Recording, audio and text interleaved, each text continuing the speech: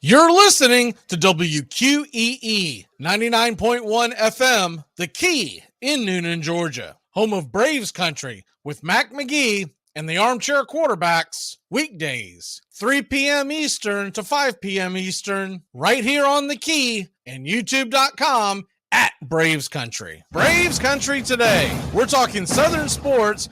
We go live 3 to 5 weekdays right here on WQEE. Braves Country today. Southern sports talk with the voice of Braves Country baseball, Mac McGee. Joined every day from sports analysts from all over Braves Country, talking college football, the NFL, Major League Baseball, and what's trending in the world of sports. Braves Country today. We go live 3 to 5 weekdays right here on WQEE. Hey, Braves fans, I'm Mac McGee with Braves Country. We'll be right here on The Key all year long, giving you Braves Country baseball, pitch by pitch, inning by inning of your Atlanta Braves. Make sure to catch Braves Country right here on The Key. We go live 3 to 5, and we'll keep you up to date on the upcoming schedule for Braves Country. That's Braves Country HD and Braves Country baseball right here on The Key.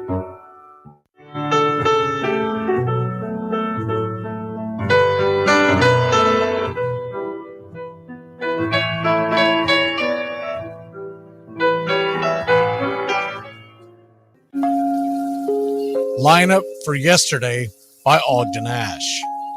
A is for Alex, the great Alexander. More goose eggs he pitched than a popular gander. B is for Bresnahan, back of the plate. The Cubs were his love and McGraw his hate.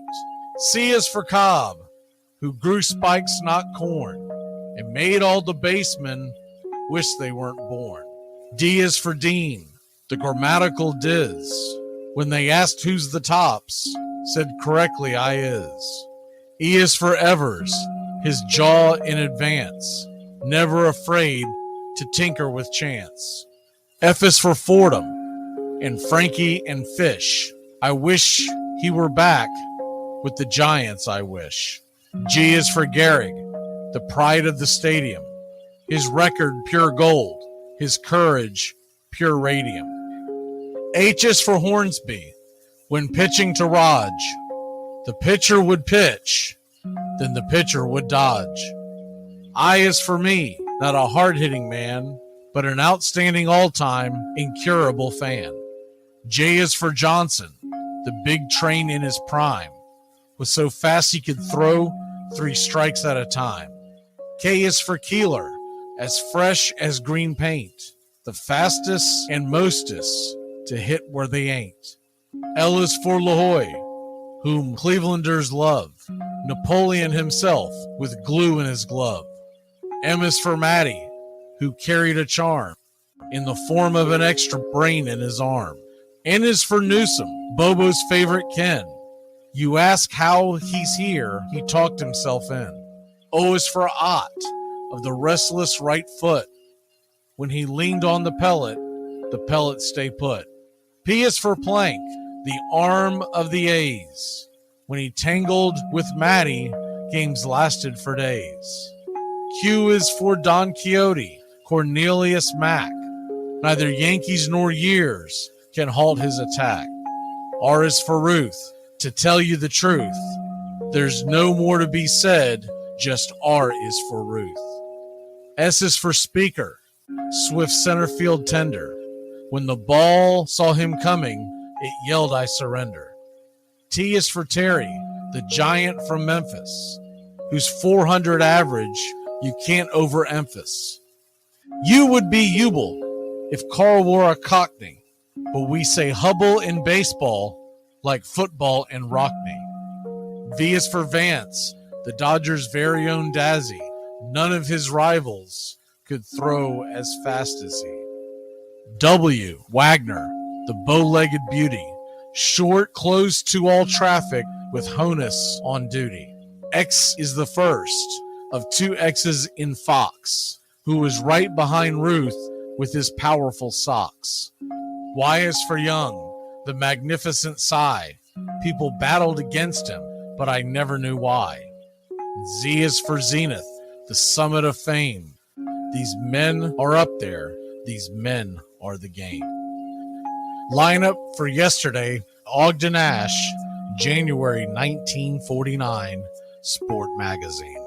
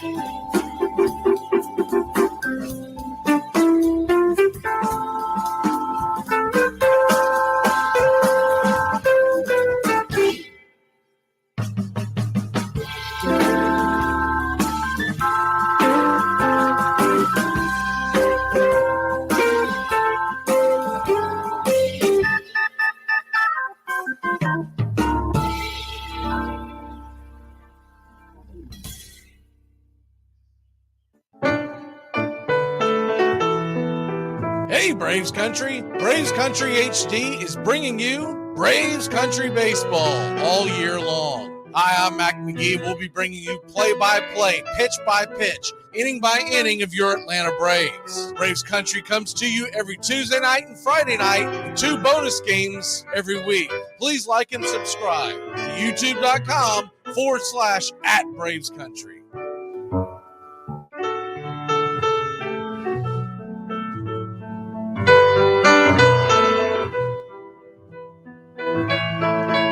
Casey at the Bat by Ernest Lawrence Thayer.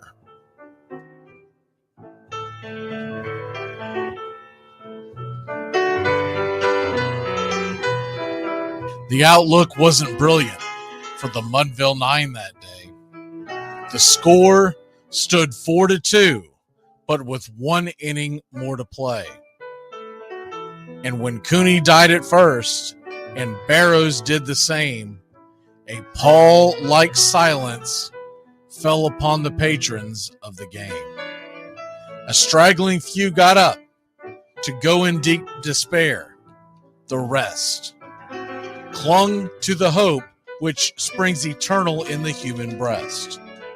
They thought If only Casey could but get a whack at that, we'd put up even money now with Casey at the bat. But Flynn preceded Casey, as did Jimmy Blake, and the former was a hoodoo while the latter was a cake. So upon that stricken multitude, grim, melancholy sat, for there seemed but little chance of Casey getting to the bat. But Flynn let drive a single, to the wonderment of all, and Blake, the much despised, tore the cover off the ball. And when the dust had lifted and men saw what had occurred, there was Jimmy safe at second and Flynn a hugging third. Then from 5,000 throats and more rose a lusty yell. It rumbled through the valley, it rattled in the dell. It pounded on the mountain and recoiled upon the flat, for Casey, mighty Casey, was advancing to the bat. There was ease in Casey's manner as he stepped into his place. There was pride in Casey's bearing, and a smile lit Casey's face. And when responding to the cheers, he lightly doffed his hat. No stranger in the crowd could doubt 'twas Casey at the bat. 10,000 eyes were on him as he rubbed his hands with dirt. 5,000 tongues applauded when he wiped them on his shirt. Then while the writhing pitcher ground the ball into his hip, defiance flashed in Casey's eye, a sneer cooled Casey's lip. And now the leather-covered sphere came hurtling through the air, and Casey stood a-watching it in a haughty grandeur there. Closed by the sturdy batsman, the ball unheeded sped. That ain't my style, said Casey. Strike one, the umpire said. From the benches black with people, there went up a muffled roar, like the beating of a storm waves on a stern and distant shore. Kill him! Kill the umpire! Shouted someone on the stand, and it's likely they'd have killed him had not Casey raised his hand. With the smile of Christian charity, great Casey's visage shone. He stilled the rising tumult. He bade the game go on. He signaled to the pitcher, and once more the dun sphere flew. But Casey ignored it, and the umpire said, "Strike two!" "Fraud!" cried the maddened thousands, and echoed answered, "Fraud!" But one scornful look from Casey, and the audience was awed. They saw his face grow stern and cold. They saw his muscles strain. And they knew that Casey wouldn't let that ball go by again. The sneer is from Casey's lip. His teeth are clenched in hate. He pounds with cruel violence, his bat upon the plate. And now the pitcher holds the ball. And now he lets it go. And now the air is shattered by the force of Casey's blow. Oh, somewhere in the favored land, the sun is shining bright. The band is playing somewhere, and somewhere hearts are light. And somewhere men are laughing, and somewhere children shout. But there is no joy in Mudville. Mighty Casey has struck out. Casey at the Bat, Ernest Lawrence Thayer, published June 3rd, 1888.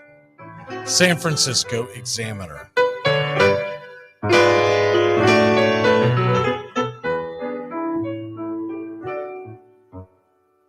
Braves Country today. We're talking Southern sports. We go live 3 to 5 weekdays right here on WQEE. Braves Country today, Southern sports talk with the voice of Braves Country baseball, Mac McGee. Joined every day from sports analysts from all over Braves Country, talking college football, the NFL, Major League Baseball, and what's trending in the world of sports. Braves Country today. We go live 3 to 5 weekdays right here on WQEE. Hey, Braves Country! Braves Country HD is bringing you Braves Country Baseball. Braves Country comes to you every Tuesday night and Friday night, and 2 bonus games every week. Hi, I'm Mac McGee, and we'll be bringing you play-by-play, pitch-by-pitch of your Atlanta Braves. It's free to listen. Please like and subscribe. YouTube.com/@Braves Country. Braves Country Baseball for the fans, by the fans.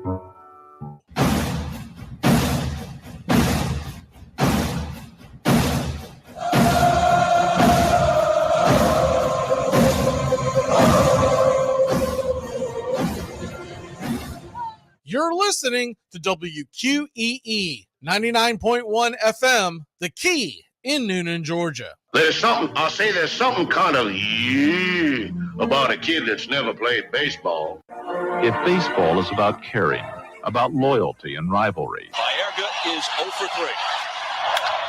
Left center field. Grissom on the run. The team of the 90s has its world championship. There's a very peaceful thing. It was created and played in pastures and meadows. There's grass, there's outdoors, there's everything that people thought was American and feel about America. You get in a ballpark, and it's the wonder of walking through that dark tunnel and seeing a huge open space where men play the little boy's game.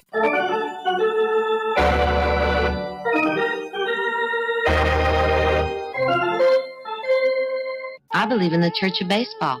I've tried all the major religions and most of the minor ones. I know things. For instance, there are 108 beads in a Catholic rosary, and there are 108 stitches in a baseball. I prefer metaphysics to theology. You see, there's no guilt in baseball, and it's never boring. It's a long season, and you gotta trust it. I've tried them all, I really have. And the only church that truly feeds the soul day in, day out is the Church of Baseball. Touch a ball, Joe. You'll never hit a bigger home run in your life. A room in right center. If he hits one there, we can dance in the streets. The 2-1. Swung line drive left field. 1 run is in. Here comes Brave. Here's the throw to the plate. He is safe. Braves win. Braves win. Braves win. Braves win. You're in Braves country.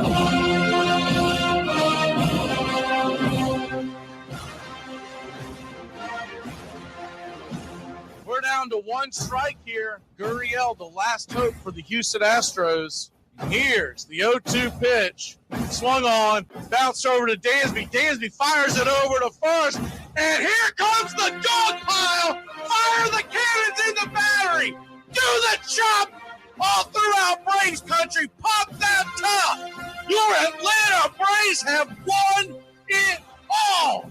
Oh, say can you see by the dawn's early light what so proudly we hailed at the twilight's last gleaming, whose white stripes and bright stars through the perilous fight o'er the ramparts we once were so gallantly streaming, and the rockets' red glare, the bombs bursting in air, gave proof through the night that our flag was still there.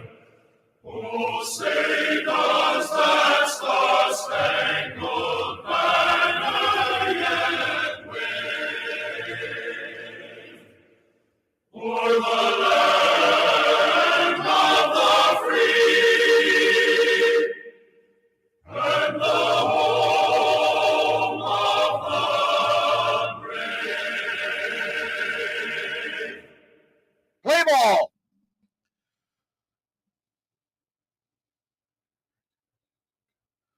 Welcome in, Braves country. Hope y'all are having a good Sunday afternoon.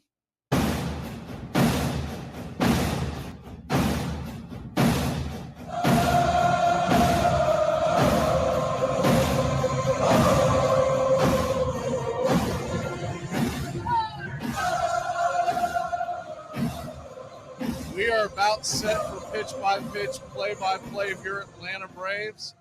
I do apologize if things don't run perfect. We did this on a whim. We had a couple of stations that wanted to carry us until at least 3:30 Eastern. And so that's the plan, is we will do this till at least 3:30 Eastern. We can get 100 likes, we'll carry the entire game. But until then, I can only promise that, because we do have plans. We're in the Church of Baseball now, but we got plans to go hit the other kind of church later on. I got to help out with some cooking, and I got someone who can cover me, but we're only going to do it if we can get to 100 likes today. So if we don't get to 100 likes, we got to kick rocks at 3:30. We will leave the chat up regardless. So if you smash that like button, we've got a chance to do this entire game. That's the deal that I made with folks in charge. So other than that, we are excited to bring you Braves Country Baseball today, as it is the return of A.J. Smith SHAWVER. A.J. Smith SHAWVER taking the bump today. And for folks who may be new to Braves Country Baseball, we are bringing you pitch-by-pitch, play-by-play of your Atlanta Braves the rest of the season, Monday through Saturday. And Sundays are kind of a crapshoot, so my suggestion would be to like, subscribe. Usually it's the chat, but there are times where we do make decisions after the Saturday game and are able to bring it to you. Next week, I can tell you we are bringing you the Cubs game, the Cubs series, the entire series, all 6 games next week. The Cubs series will be here. So the Atlanta Braves and Milwaukee Brewers are about to set to game number 3, and it will be, so we get this thing set up real quick for you. Here we go. Apologize. I don't have the engineer that I normally have on the radio side running things today. Like I said, this was spur of the moment. A.J. Smith SHAWVER's taking his last warm-up pitches, and I saw the comment about it being blurry. If it's blurry, that's got to be on your end, because it looks crystal clear on ours. First pitch on the way from A.J. Smith SHAWVER, as it is baseball time in Braves country, is on the way. Misses just high for a ball to Christian Yelich. It's 1-0. The 1-0 pitch from SHAWVER. Rocks and fires. And high and out of the zone, quickly 2-0. Smith SHAWVER coming in, making the spot start. If he pitches well, he has a chance to stick around, but a lot on his shoulders today. So 2 first pitches. 97 was the number on that one, the 2-0 pitch. Swing and a miss, pulled the string on that one, and it's 2-1.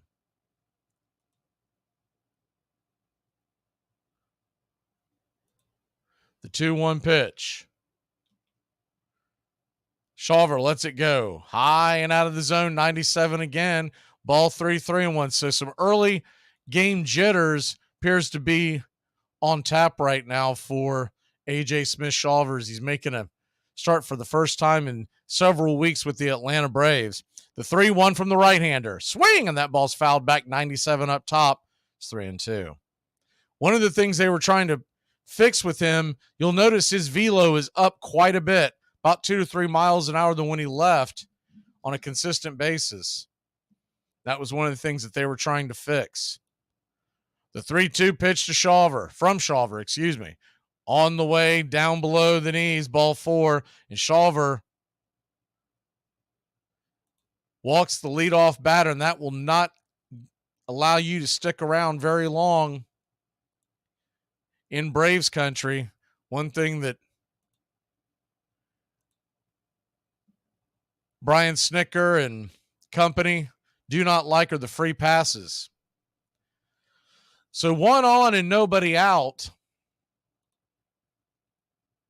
The pitch on the way to William Contreras, who's the number 2 hitter behind the plate today, is right there for a strike, and it's 0-1.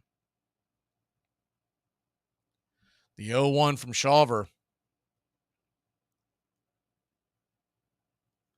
Kicks and fires right off the right now. They're going to call that a strike, and it's 0-2.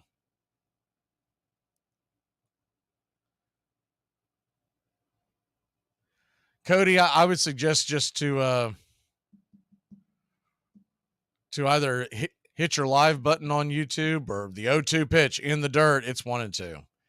either hit the live button or maybe come in and come back out because it appears to be okay. I'll get someone to check it in a second, but if anyone else is having issues, fire away. I just know that everyone says it's okay on our end. So a 1-2 pitch to Contreras. The wind up the pitch. Righty-righty matchup. Swung on, banged foul. Off-speed pitch on the inside. We'll do it again at 1-2.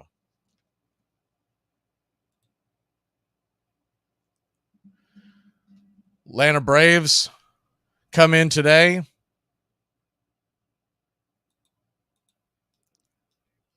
The 1-2 pitch. In the dirt. Good backhanded stab by Sean Murphy.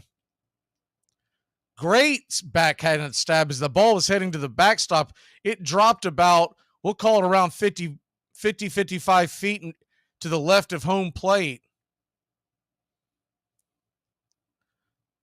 And Murphy keeps the runner from moving. The 2-2 pitch. Swing, and that ball's grounded hard and off the glove of Arcia into left field.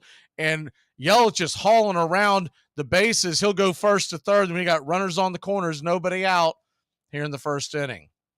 So I definitely say nerves are playing a part here for for AJ Smith-Shawver as William Contreras scalds that ball, hard hit ball. Arcia tried to make the play, but it was hit just past him. His only chance was going to be able to slide backhand and pop to his feet to be able to make an out. If he keeps going and knocks that ball down, you probably got runners on first and second, but that was the only thing. First pitch on the way to Carlos Santana, drifts inside, down and in for a ball. It's 1-0. And Cody, we have checked it. The volume is good to go. Murphy's going to go out there to the mound and talk to Shawver, trying to calm him down a little bit. This is where a veteran can get him to just kind of settle in. Smith-Shawver probably with a lot on his shoulders as he's trying to prove he belongs. And look, if you've watched, I've watched a couple of his starts down on the farm. He's got the stuff. Long term, he is absolutely going to be in the plans of the Atlanta Braves.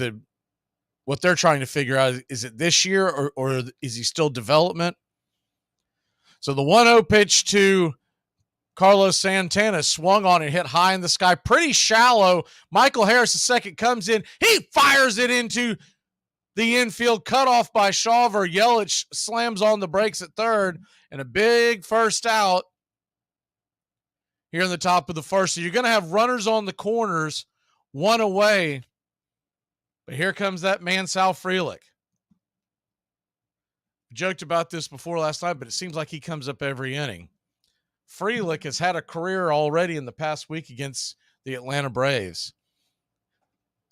They sold him a little bit last night. He's now batting just .368 with one home run. First pitch to Frelick is 97 at the knees. Good pitch by Shawver, and it's 0-1. Frelick obviously has not seen Shawver. So he's just been up for a week or so, and Shawver has not pitched in the majors in quite some time. The 0-1 pitch. Swung on, pops it up. Can of corn. Should be playable. Drifting back on the clay is Mr. Orlando Arcia for a big out number 2.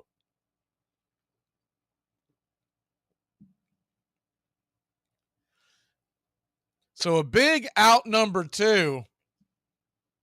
You like to see that. And that'll bring up Willy Adames, the shortstop, the number 5 hitter.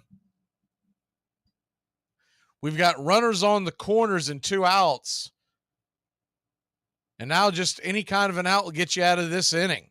The first pitch on the way is 97 right at the knees. He is absolutely throwing those darts. It's 0-1. Whatever Murphy said to him might have calmed him down a little bit. We'll see the long-term effect, but so far so good.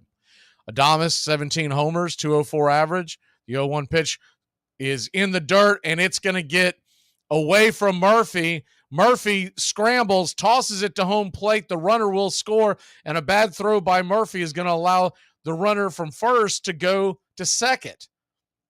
So 1-0 is your score. That'll be a wild pitch. and then an E2 on Murphy as he made a bad throw.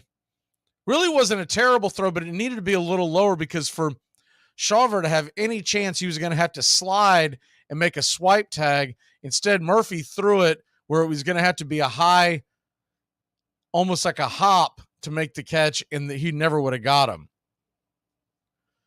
So you'll only see one error on your screen because wild pitches do not show up on the box score. The 1-1 pitch is swung on and banged off the plate. It's 1-2. But if he can keep the scoring to a minimum here, I'll take that as a win. Milwaukee leads 1-0. 1 hit, 1 error, and a walk. A wild pitch has led to the lead. The 1-2 pitch is your Atlanta Braves go for the sweep. And swing and a miss, strike 3. He got him, and that'll end the inning. So not too bad when it's all said and done. We'll be back in a flash here on Braves Country. Bad check, dumbass. Holy crap. No, it is not a bad check. We just want to say goodnight, and we love you very, very much. What are you doing? Oh, just nailing his window shut for his own good. What if there's a fire? Well, then I guess you can just light your dope with it, dopehead. Today we're going to talk about crazy stats. Lou Gehrig hit his first career home run on September 27th, 1923. He hit his final home run on September 27th, 1938. In total, he hit 5 home runs on September 27th. 2 of those came off of Hall of Famer Lefty Grove in 1931 and 1933. Armchair Quarterbacks Radio, living in an era of baseball where the impossible is unfolding right before our eyes. The 1-2 again. Inside corner. The Royals, 2015 World Champion. This is going to be a tough play. Bryant, the Cubs, win the World Series. Bryant makes the play. It's over. And the Cubs have finally won it all. Armchair. If you look at pictures of, say, the 1915 Pirates, you're going to see a very different kind of face than you see today. Hard men. Baseball at that point was a way out of the mines. This was a way for immigrant Americans to make a career, and they were tough men. Hungry young men coming after the established older men. Baseball was played with a ferocity of kind of life and death, which in a sense it was for these players. So it represented the rise of American striving in a certain way. You're listening to Braves Country Baseball on Braves Country HD.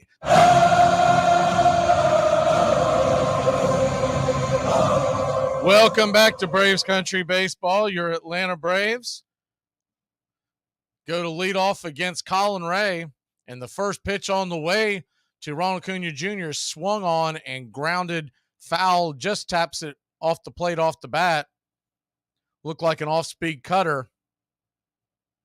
And it's 0-1. If you haven't seen Ray pitch before, as the 0-1 pitch comes in, swung on. That ball is rifled into right field. It's going to get down for a base hit. Here comes Ronald Acuna Jr. turning around first. He'll put on the brakes. We got the leadoff batter here to start the game here in the bottom of the first inning. Good piece of hitting by Ronnie. They were playing him to pull, and instead, he just shot it the other way. Ray was going with the hard stuff against the grain. First pitch on the way to Ozzie Albies is on the way, swung on and foul back out of play. 93 up top. It's 0-1. Ronald Acuna Jr. got his 50th steal last night. So he continues to impress and possibly be on the way to his first NL MVP. They tossed it over to first to keep Ronald Acuna close by. He did get picked off last night, so I'm sure he's aware of that.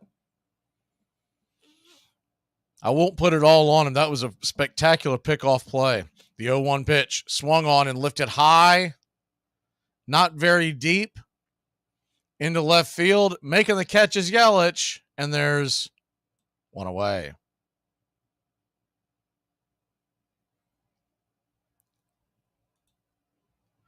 Braves nothing.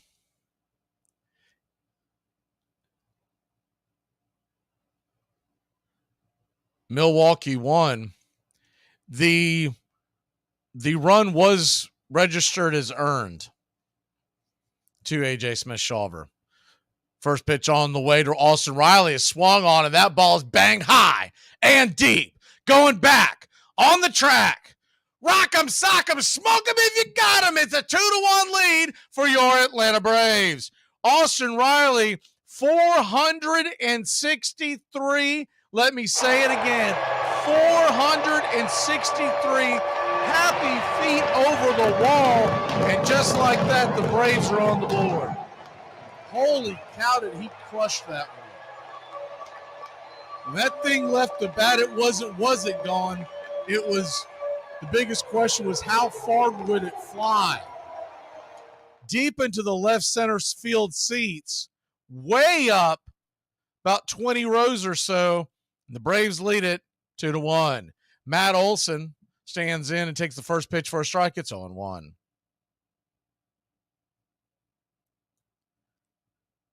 The 0-1 pitch swung on and banged foul down the first base line. It's 0-2. So nonchalant, yes, it was an earned run because he walked to get on. It was a wild pitch. The error comes into play that moved the runner from first to second.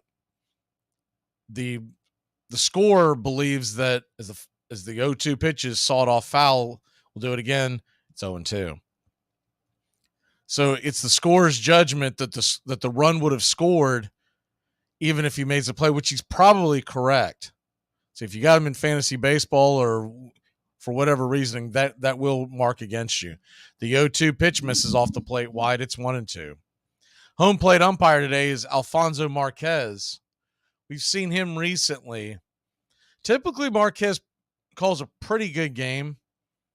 All umpires have their quirks. The 1-2 pitch just outside, 2-2. He's more likely to actually call a tighter zone than a wider zone like we saw last night. So Braves lead at 2-1. If you're just joining us, Austin Riley goes yard. The 2-2 pitch swung on and fouled back out of play. It's 2-2. Colin Ray for the Milwaukee Brewers. We didn't have a chance to do our normal pregame like we do. Spur of the moment decision to be able to bring you this game. You're looking at a guy that's more of a control pitcher. As the 2-2 pitch, swing and a miss, strike 3. Pulled the string on that one. Looked like the sweeper just on the outer edge. And there's 2 away. So he's not a guy who's going to necessarily blow you away. What he's going to try to do is keep you off balance. If he can keep you off balance, he'll be all right. But if he gets too much of the plate, he doesn't have the stuff that even an A.J. Smith-Shawver has where he can just rock and roll. The first pitch on the way to Sean Murphy is a touch, just grabs the side of the plate according to Marquez, and it's 0-1. The 0-1 pitch to Murph. Kicks and fires, down and away. It's 0-2. Braves 2, Milwaukee 1, going for the sweep today. And then here come the Los Angeles Angels, and it looks like we will get to see Shohei Ohtani. The 1-1 pitch. Swing and a miss, 1-2. Chase that sweeper well off the plate. Sean Murphy stands in with 17 homers and 922 OPS, 58 RBI. If you're trying to compare him to other catchers, that 922 OPS is elite for a hind catcher. The 1-2 pitch. Swing and a miss, strike 3, 95 out, up top outside, and that's probably his best pitch he's thrown all inning. But not for your Atlanta Braves. Grab a 1-run lead. We'll head to the top of the second. Pretty old man. Yeah, I'm 30 years older than you are. Had my back broke once and my hip twice. And on my worst day, I could beat the hell out of you. I don't think so. You will. This portion of the show is being brought to you by Ed's Almost Good Beer. Remember, Ed's Almost Good Beer was brewed in God's country when God wasn't looking. It's not whether you win or lose. It's like the team that wins is the one that has the most fun. You know, that crap like that. You know, all this stuff that's contaminated America where they give every kid a trophy and they don't keep scoring Little League anymore. Armchair. So, you got the wool cap on, huh? Yeah, I guess, whatever. It's 96 degrees out. Yeah, better put on the old wool cap. Yeah. Got a lot going on under there, huh? Under the wool cap? Yeah, no. You're not a complete jackass. Yeah.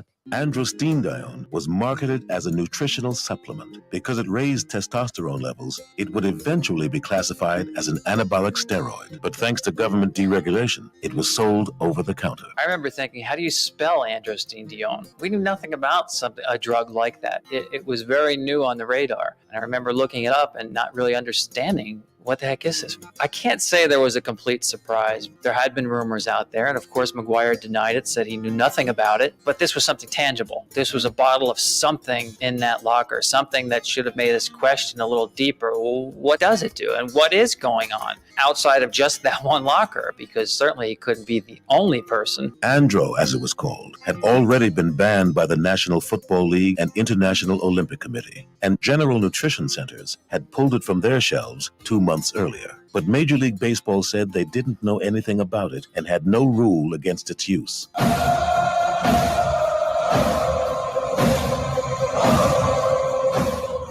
Welcome back to Braves Country Baseball.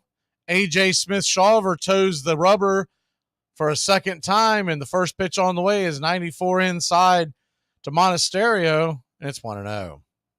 Andrew Monasterio. Tell you what, I've been impressed by him. These two series we've been able to see Monasterio play. He's pretty good. Cornerstone is the 1-0 pitch, misses out wide, 2-0. I think he might end up being a pretty good one for the Brewers. Athletic third baseman, the 2-0 pitch, swung on and bang foul down the line. It's 2-1. Andrew Monasterio, 26 years old. This is his rookie season, batting .295. 2-1 pitch, high and out of the zone, 3-1. He's only played in 38 games so far for the Milwaukee Brewers. From Venezuela, made his debut back in May. The 3-1 pitch swung on and fouled back out of play. Do it again. It's 3-2.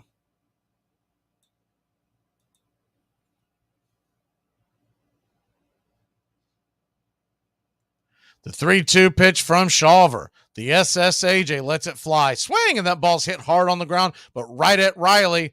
He fires it across the diamond, and it's a 5-3 putout for out number 1. Good defensive play by Riley. Hard hit ball, and he had the wherewithal to kind of take a step back, absorb the catch.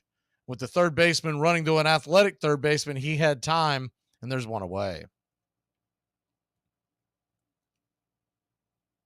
So one down, and Abraham Toro, who went yard earlier in this series, stands in. Today he's the designated hitter. The left-hander takes one high and out of the zone from the right-hander. It's 1-0. SHAWVER wants to stick around. He's got to be more accurate with that fastball. It's been dancing all around so far. The 1-0 pitch, just off the plate wide, 95 off the dish. It's 2-0. Abraham Toro from Canada, drafted by the Astros in 2016. The 2-0 pitch, right there at the knees, 96, just misses. I don't know about that one. He's called that low one so far. Probably should have got the benefit of the doubt. It's 3-0. So a 3-0 count to Toro. They set up right down the pipe and high and outside, ball 4. 2 walks so far for AJ.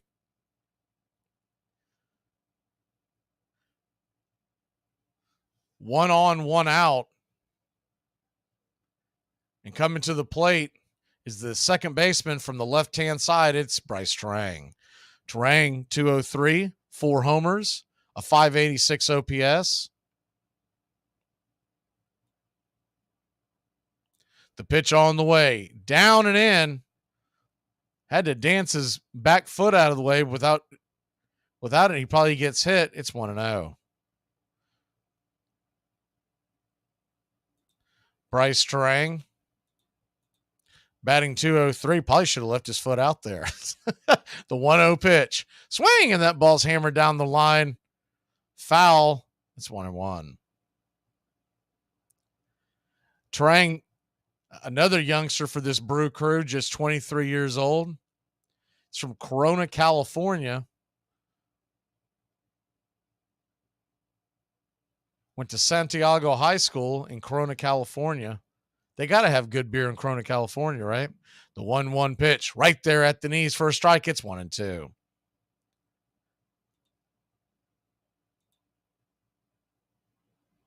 Braves 2, Milwaukee 1. The 1-2 pitch swung on and lifted high into right field, but Acuna's got a beat on it. He'll come in, make the catch, and there's 2 away. Good jump by Ronald Acuna Jr. Sometimes, as far back as he's playing, sometimes when those batters take that big hack from that far away, you can get a late jump on it, but Acuna was on it, made it look easy. So 2 down. Blake Perkins, the center fielder, Weimer getting the day off, will come to the plate, righty-lefty matchup. The first pitch is high and out of the zone. It's 1-0.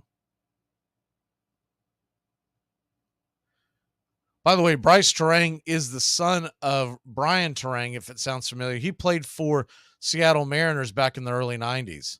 The 1-0 pitch swung on and popped up. High in the sky. Will it stay in play? Looks like Riley's got it, calls everybody off, and that'll end the inning. So 1 runner on, but we get out of it. We'll be back in a flash here on Braves Country. Reardon delivers. There's a fly ball deep left center field. Right looking up. He did it. He did it.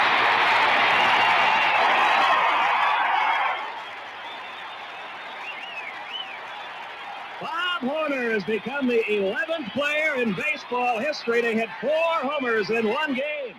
I get to Anaheim, I know nobody, and I sit in my locker, and I'm just kind of like hoping somebody would notice me. Tommy Lasorda is the manager. He goes over the pitching lineup, and I don't even think there's a chance I pitch. And then he tells me I'm pitching second. So now I'm completely nervous. Rick Russell starting, Wade Boggs, Bo Jackson, number 1 and number 2 hitters. I'm trying to get to the bullpen, and no one will take me there. Veterans are like, hey, we want to watch the first inning, because back then starters go 3 innings, right? 2 minimum. So I'm sitting in a dugout. Rick Russell's getting beat up. Tommy Lasorda gets on the bullpen phone, and he says, hey, get Smoltzy up. And I'm right here. And he's like, kid, what are you doing? And I said, I have no idea how to get to the bullpen. He goes, how many pitches is it going to take you? I said, literally 7. It's 7 pitches. I'm in my first All-Star game. I forgot everything anybody told me. I get first and third, 1 out, Bo Jackson up. I'd already seen him hit one 440 feet, and I'm just trying to get a double play ball. 2-hopper to Ozzie Smith to Ryan Sandberg. He beats it out. I get the loss. Nolan Ryan, the oldest pitcher ever to get the win. I was the youngest pitcher to ever get the loss. Armchair.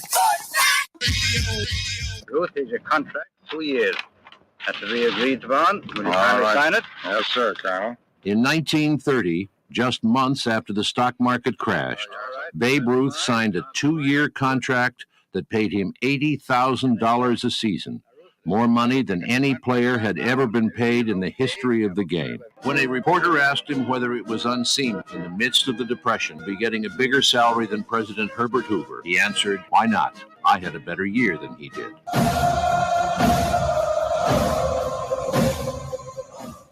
Welcome back to Braves Country Baseball.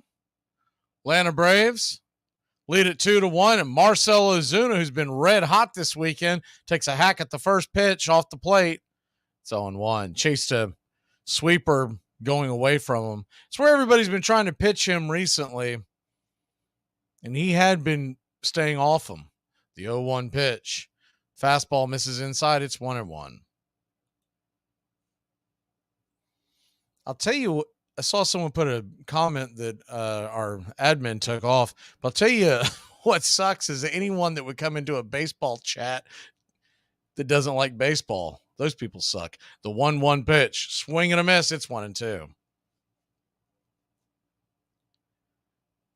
If you're too simple to understand the game, we understand. Just sit down and we'll explain it to you.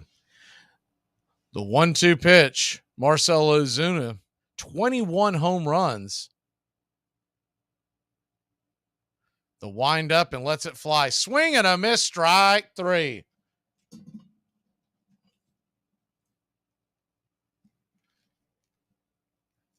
So Marcell chases the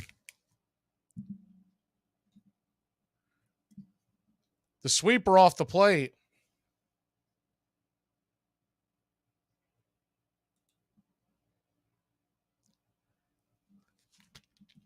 And Eddie Rosario comes in.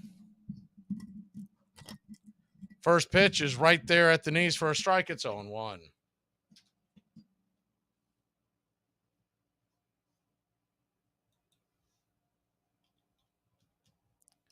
The 0-1 pitch swung on and just banged it off the plate again. It's 0-2.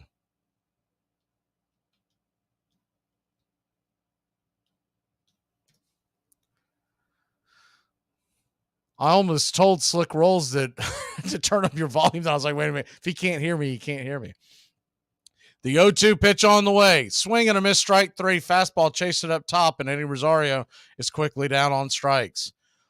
So good morning, good afternoon, good night. And there's 2 away. Rhea had kind of a rough first inning, has struck out the first 2 he's seen here in the second.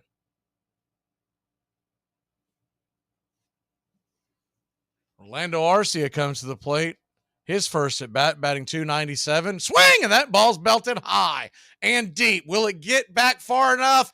At the track, slamming into the wall is the left fielder Yelich, making the catch, and that'll end the inning. Holy cow, he probably missed that by about 3 feet. We'll be back in a flash. Sit sharp. I'm not playing your stupid game. Hey, Braves Country. Braves Country HD is bringing you Braves Country Baseball. Braves Country comes to you every Tuesday night and Friday night, and 2 bonus games every week. Hi, I'm Mac McGee, and we'll be bringing you play-by-play, pitch-by-pitch of your Atlanta Braves. It's free to listen. Please like and subscribe. YouTube.com/@Braves Country. Braves Country Baseball for the fans, by the fans.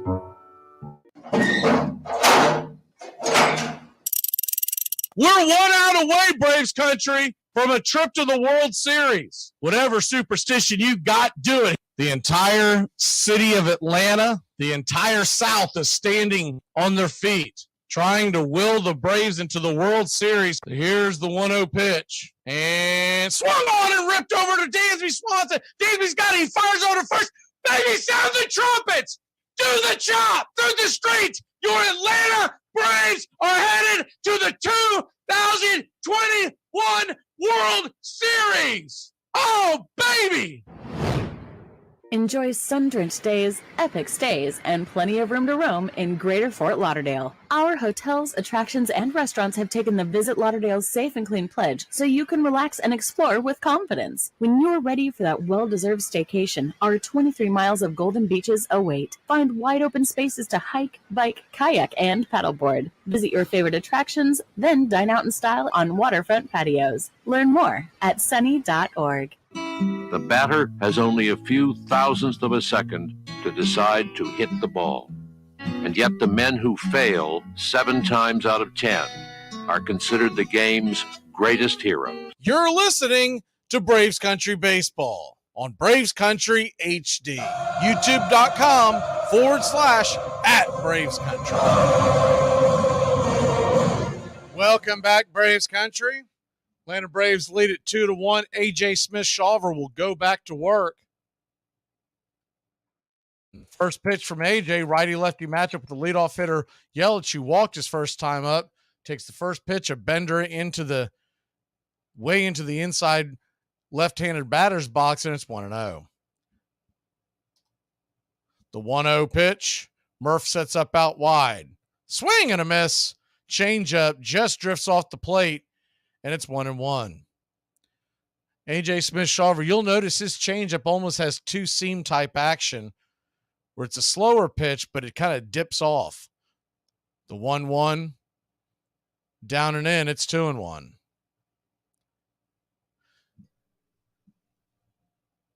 So you have to throw him a fastball. He's gone curve, change. The 2-1 pitch. Swing, and that ball's lifted high and deep, going back on the track. The game is tied into the bullpen. It's pretty predictable what they were doing there. They went inside, outside, and Yelich guessed right, and it's tied up at 2 apiece. Yelich, 58th RBI of the year, touches home plate.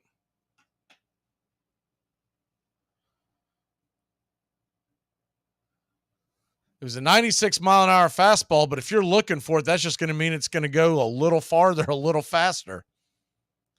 First pitch on the way to William Contreras is out of the zone slider. It's 1-0.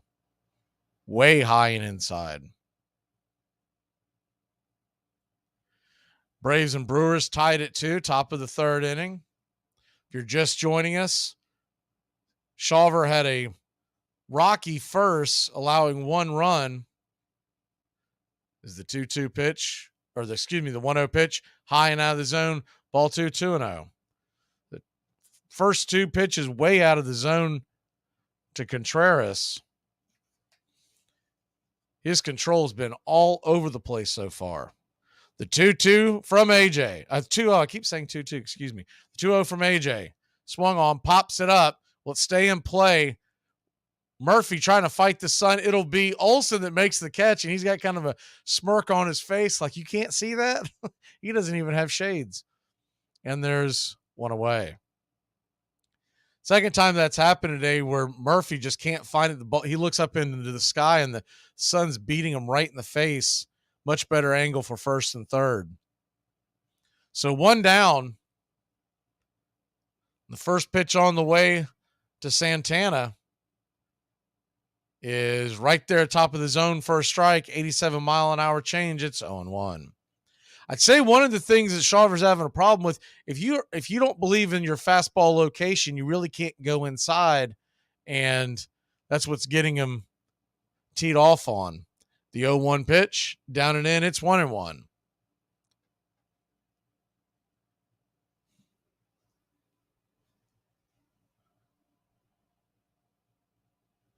The 1-1 swung on, and that ball's lifted high and deep into right field, going back on the track, and that ball is gone. And it's 3-2 Milwaukee.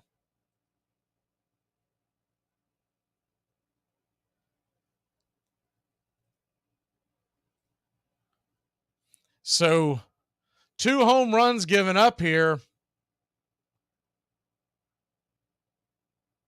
And the Braves now trail by 1. A.J. Smith-Shawver having a rocky beginning to his outing.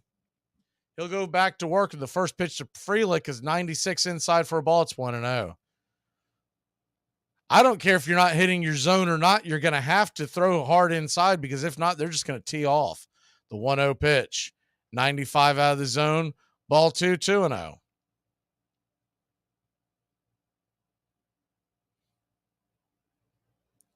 The 2-0 from AJ. Kicks and fires. Fastball right down the pipe. 2-1. Sal Frelick 0 for 1 with the pop out.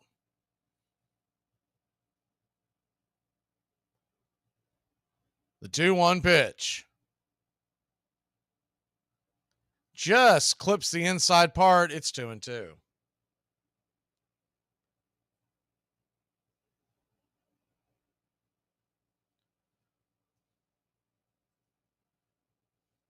So the 2-2 on the way, down and in, ball 3, 3-2.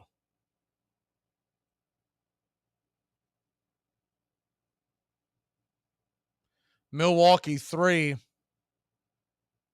Atlanta 2. There's 1 down here in the top of the third inning. The full count payoff pitch, way outside wide, ball 4. So SHAWVER, who's looked pretty good in the AAA, he's just, I think it's jitters. He's putting it on him, and Krantz is going to finally come out and talk to him. It's one of those things where they're going to try to let him work out of it because they got to see what he's got. Right now, he is just crumbling. He is just a 20-year-old kid, so you got to take that into consideration. And he's got phenomenal stuff. I do not doubt the overall future for A.J. Smith-Shawver. But he's just looked a little rocky so far. And unless there's a drastic change, you can't expect him to be a part of your rotation in October. And you got to think, big picture, this might be what they're doing today. They wanted to see if he could come out back to the majors and make it work because the trade deadline is Tuesday. I would be shocked if the Braves make a move today. Anthopoulos' mojo has typically been wait till the last minute on the deadline. First pitch on the way to Adames is right there for, nope, called it low and away. It's 1-0. Willie Adames, 0 for 1. Braves trail by 1. Top of the third inning, the 1-0 pitch swung on and tapped foul towards the dugout. Third base side into the Brewers camera well, and it's 1-1.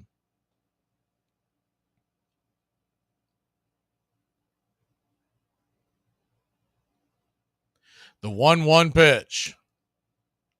Kicks and fires. Swing, and the just got a piece of that. Looked like it was a bit of a hit and run. The runner had taken off and gotten a heck of a jump. Frelick had basically stolen second base. He turned around, couldn't believe that he swung.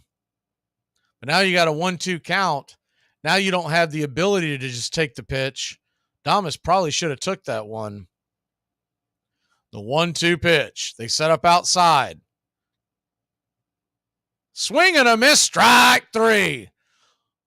Pulled the string on the slider. And there's 2 away.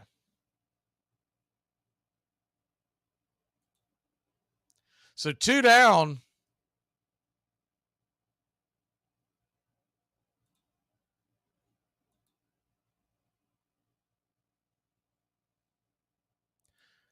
Going to flip it over there to first to keep the runner close by.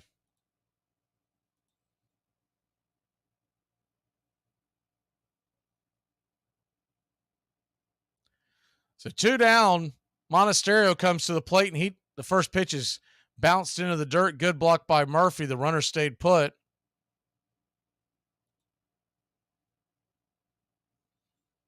One-0 count to Monasterio.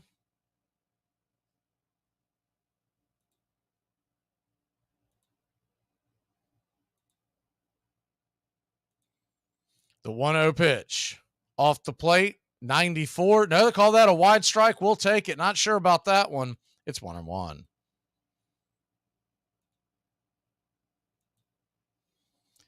Yeah, Clyde, it looks like Max Fried will be back. My guess would be Friday or Saturday next week. The 1-1 pitch. Down and away. It's 1-2. Braves will be in Chicago to take on the Cubs.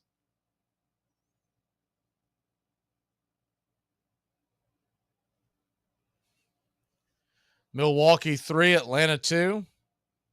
2 down, the 2-1 pitch. Lets it go. Down and away. Ball 3, 3-1. So you got a 3-1 count to Monasterio. Toro, the left-handed designated hitter, stands on deck.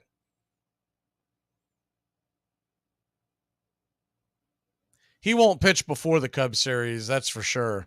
He pitched on Saturday, which means his next go-around would be Friday at the earliest. The 3-1.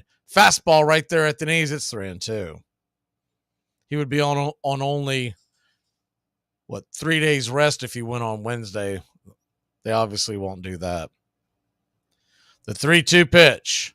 Lets it go. Swing and grounded hard on the ground over to Arcia. The runner was moving, but Arcia's got it, flips it to first, and that'll end the inning. So the Braves are out of the jam, but not before Milwaukee retakes the lead. It's 3-2 in Hotlanta. He only has 3 rings. We got a tie. We need to fix it. We need a tiebreaker. I agree. Ties are not acceptable in fantasy football. Fantasy football is about proving that you are better than your friends, not equally as good as your friends, okay? It's not communism. We're not coveting Billy Joel cassette tapes and wearing ill-fitting blue jeans. It all starts with just one thing. When recycling, rinse out jars and cans, and avoid recycling wax paper or paper soiled with food.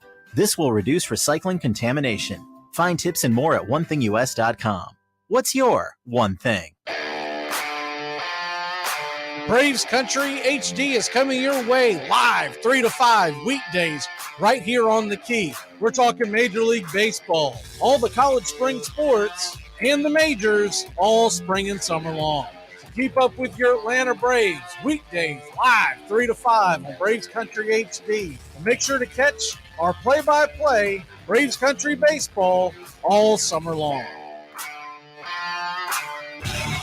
It's the perfect time to start planning for your healthy, pest-free lawn with True Green, America's #1 lawn care company. True Green's science-based approach and local expertise will help give your lawn the year-round care it needs to be thick and weed-free. Go to truegreen.com/radio. Just call 866-946-5956 or go to truegreen.com/radio today and get a lawn to be proud of. It is a haunted game in which every player is measured against the ghosts of all who have gone before. Most of all, it is about time and timelessness, speed and grace, failure and loss, imperishable hope, and coming home. You're listening to Braves Country Baseball. YouTube.com/@BravesCountry.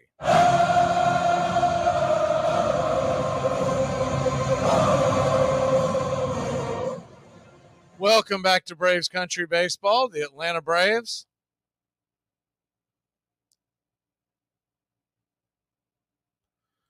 Trail by 1. Michael Harris II comes to the plate for the first time. The first pitch on the way is right there, first strike. It's 0-1. Quickly back to work. The 0-1 pitch just touches the top of the zone. They're going to call that an inside strike. It's 0-2. The 0-2 to Michael. Swung on. High chopper. Grounded over towards second. Going to have to hurry. Here comes the 4-3 put out. Harris out by about a step, and there's one away.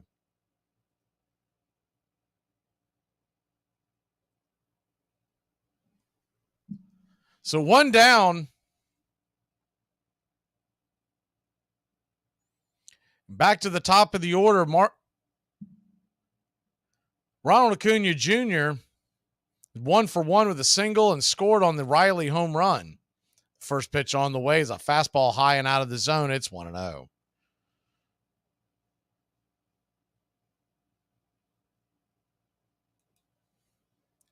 Game 3 of a 3-game set.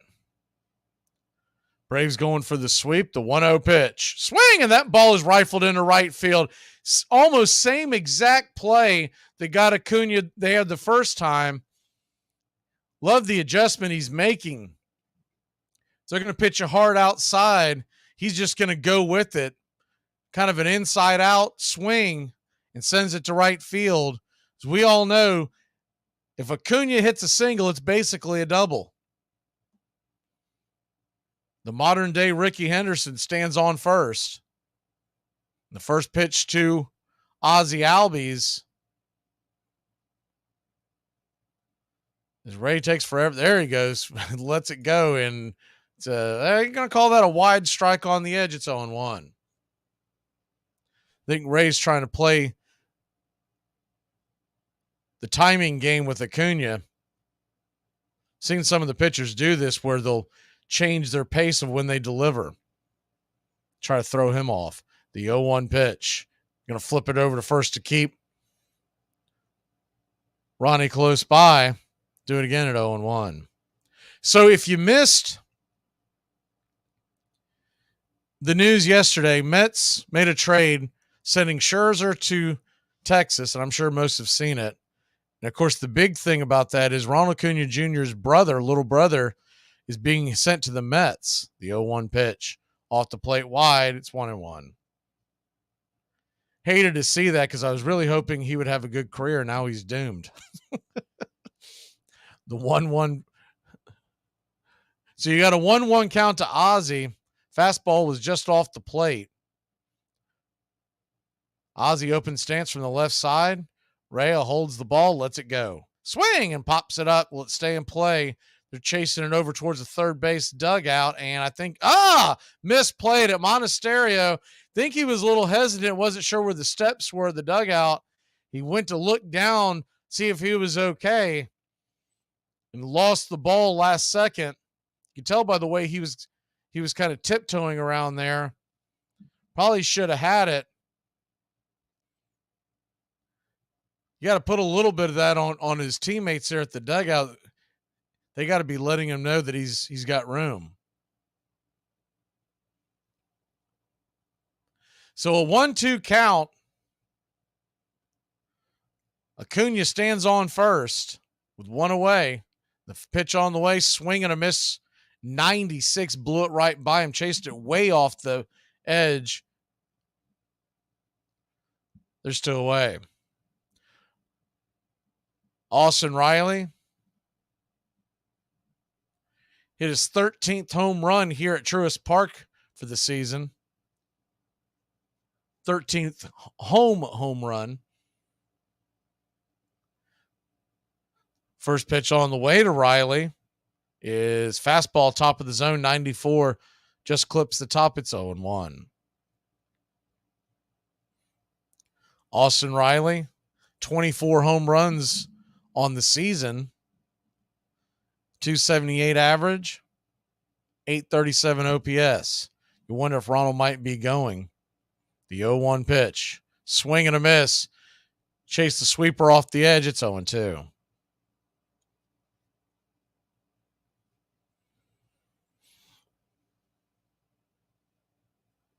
You got an 0-2 count to Riley. The wind up the pitch. Fastball misses high. Tried to get him to chase that one out of the zone. Maybe pop it up. Do it again at 1-2. Around Major League Baseball, you got the Phillies and Pirates. They are scoreless in the fourth. Cubs and Cardinals. Cardinals just took a 1-0 lead. That game is early on.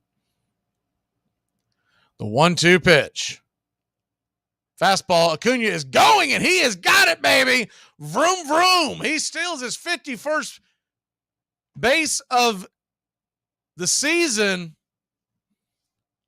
Holy cow, did he get a great jump. I was watching it on the other monitor. You may not be able to see it, but he was gone.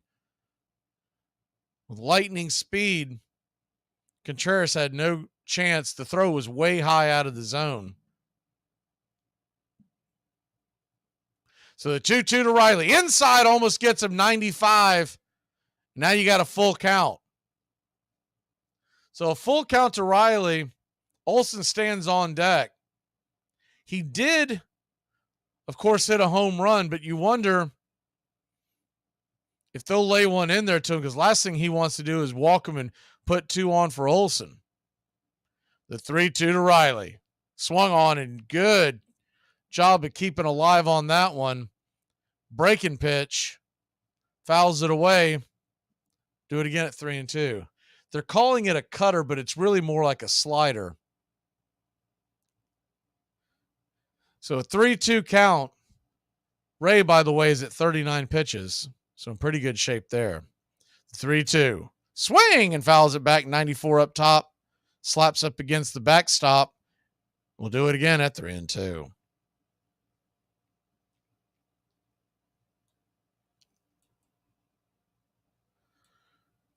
Braves 2, Milwaukee 3. The 3-2 pitch. Inside, swung at it and fouls it back. It's 3-2. Probably ball 4, but super close, and honestly too close to take the way they've been calling this series. So you got a full count again to Riley. Acuna bouncing back and forth from second. Olsen stands on deck. They set up outside. Down below the knees, ball 4. Good take. Eagle eye by Riley. 94 just below the zone. Counza wanted it. It looks like it was just a touch below. It was over the plate, but it was low. So you got runners on first and second. 2 away. And one thing we have seen before, once before this season, the Braves are not scared to send Riley on a double steal when Acuna is the one leading it. Because the thought process is if they get the right pitch, they're most likely going to try to throw down to third. So we do have to keep an eye on that. If you do that, it would put both players in, both runners in scoring position, but you don't want to run yourself out of an inning. Excuse me. So here's the first pitch on the way to Matt Olson. He takes a hack and fouls it back out of play. It's 0-1. Braves fans have got the chop going here in Truist Park. As Matt Olson, 33 home runs, got one this weekend, just on the tail of Shohei Ohtani. The 0-1 pitch, down below the knees, 1-1. Shohei Ohtani should be heading to Truist Park, unless some kind of, talk about an earth-shattering trade as if he were to get moved. But I believe they're going all in to try to keep him. The 1-1 pitch. On the way, off the plate wide, 2-1. So you got a 2-1 count to Olson, and Murphy stands on deck.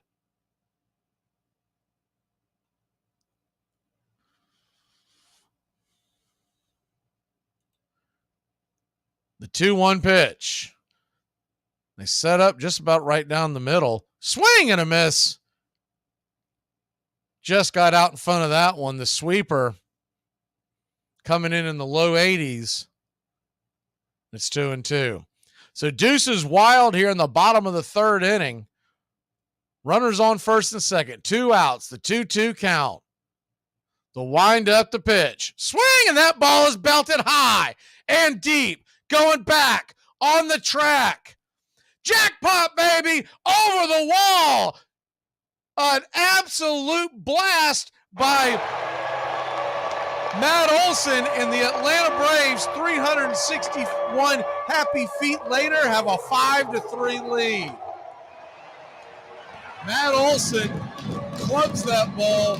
Right fielder Frelick went up against the wall, thought he had a chance, but he ran out of room. You knew if nothing else, it was going off the top of the wall, just cleared the fence. And Matt Olson adds to his league-leading home run total. It's his 34th jack of the season. So how about that? Here comes Sean Murphy. First pitch on the way. Misses the top of the zone, but they call it a very high strike. It's 0-1. The 0-1 pitch.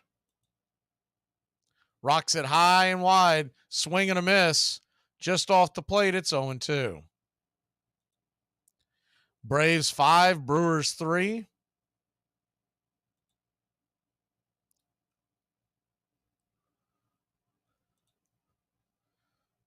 They call for time, and Murphy needing to take a look at another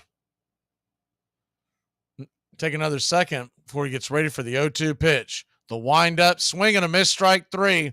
Down on strikes, and that'll end the inning.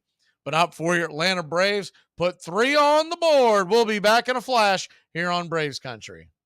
Why would I spend $7 to see a movie that I could watch on TV?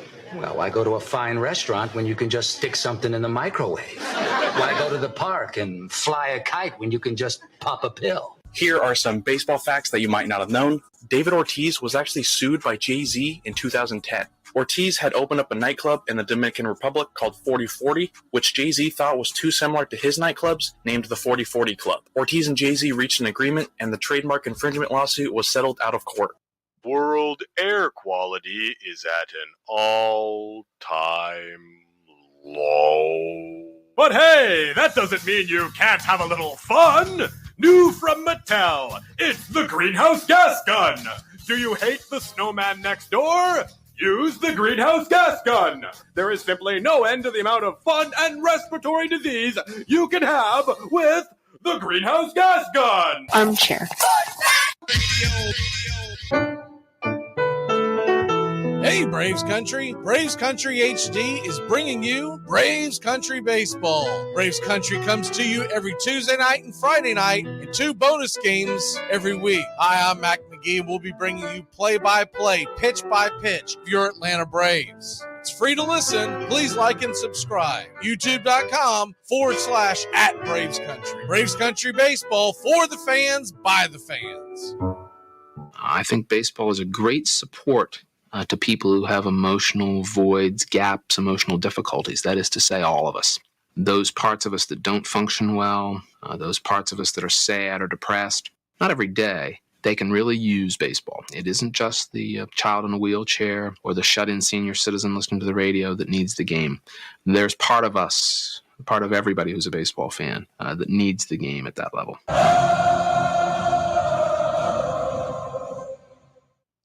Welcome back to Braves Country Baseball. Was checking the docket for the Atlanta Braves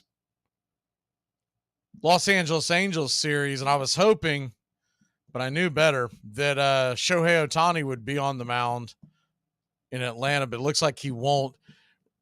Remember, they run like a 6-man rotation, so he pitched on Thursday, so he's not due to pitch again till next weekend. Fonzo Marquez, the home plate umpire, we're waiting on him to get ready. If he had to either, he's looking kind of rough. He might have been down there getting some water. So time to start the top of the 4th inning, and A.J. Smith-Shawver once again has the lead.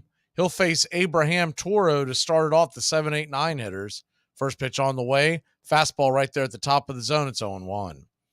Now, that one topped out at 92, so maybe he's being told to take a little off, make sure he's more accurate. The 0-1 pitch, 94, just below the knees, just misses. It's 1-1. 5 runs, 4 hits, 1 error, 2 home runs by your Atlanta Braves. The 1-1 pitch swung on and hit high, not very deep. Giving chase is Ronald Acuna Jr. There's almost a collision, and Ozzie Albies makes a Houdini-type grab. I don't know how he caught that. I don't know how him and Acuna don't collide. Good night. That would have been a disaster. Acuna was running in at full speed trying to make the play and should have let him make the play, honestly, because that's how you get guys hurt. But they somehow avoided each other. Ozzie's known to do that, though. He will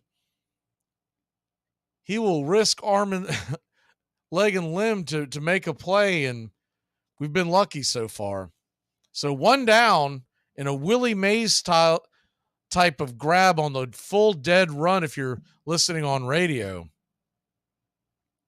The 1-0 to Terang as he takes the first pitch that was well out of the zone. It's 1-0. The 1-0 pitch. 93 off the plate wide, 2-0.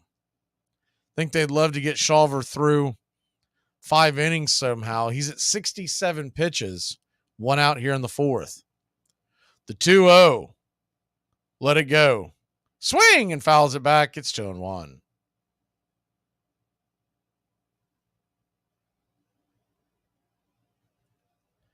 Braves lead it 5-3.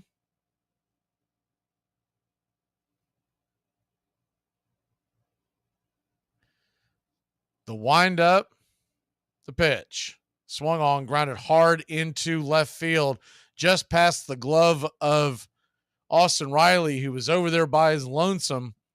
Braves were playing a shift, and he banged it against it.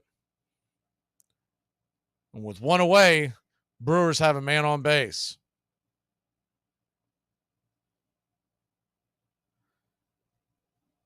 So that'll bring the number 9 hitter, Blake Perkins. Blake Perkins is 0 for 1. 2 home runs on the year. The first pitch, and runner was bouncing back and forth. Perkins was showing bunt, but pulled the bat back. It's 1-0. So Brewers thinking about playing a little small ball here. Braves are in double play depth. The 1-0, they set up outside on the way. Fastball right there at the call that the changeup, excuse me. It's 1-1. So you got a 1-1 count to Perkins. They're calling that the fastball. His fastball is not 90. The 1-1 pitch in the dirt. Bounces wide. You talk about a wild pitch. It doesn't get much wilder than that. Just a bit outside, and it's 2-1. Runner scampers down to second base, so he's in scoring position. So no longer will the bunt be in play. SHAWVER's had a few wild pitches so far. The 2-1 pitch. Fastball misses high, 3-1. So it's interesting that his velocity's down this inning again. I don't know if he's overthinking it because he's had some of the troubles that he's had. The 3-1, fastball right there at the edge. Kind of a two-seam action. 92 on the outer edge. It's 3-2. Beginning of the game, we were seeing pitches up around 97, 96, and now they're low 90s. So it might have been an adjustment that he's made, or he might just be holding back. The 3-2. Fastball, swing and a miss, strike 3. They said 93 miles an hour, man. That got him on in a hurry. So maybe it's the radar gun that's broken. The 2 down, good pitch, no matter how fast it was.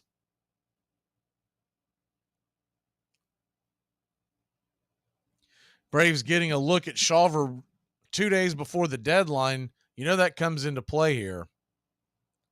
Pitch on the way from AJ is fastball top of the zone. It's 0-1. So realistically, he may be sent right back down, or they may wait until they make a move to burn that turn. 0-1 to Yelich. Swing, and that ball's hammered over to the right side of the infield, but it's an atom ball to Matt Olson, and that'll end the inning. So the Brewers threaten but fail to score. We'll be back in a flash. Ozuna, Rosario, Arcia coming to the plate. I don't know. You know, it seems like bad things are always happening to me. Like I have bad luck or something. Son, you don't have bad luck. The reason that bad things happen to you is because you're a dumbass. Here are some baseball facts that you might not have known. When Mickey Mantle was a young prospect, he went to St. Louis to try out for the Browns. But because of his scrawniness and overall unimpressive physical appearance, the Browns didn't even let him on the field. Little did they know, they had just turned away one of the greatest baseball players of all time. Braves Country today. We're talking Southern sports.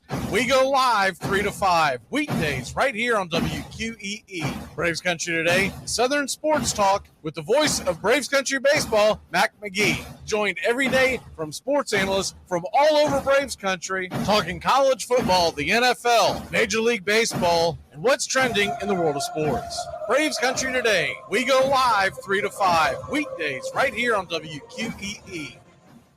People who long for the good old days before ball players got rich should have been a ball player back then. It was hard. They slept 2 to a bed often in the hotels. In fact, Rube Waddell's bunkmate required Connie Mack to put in his contract that Rube Waddell was not allowed to eat crackers in bed.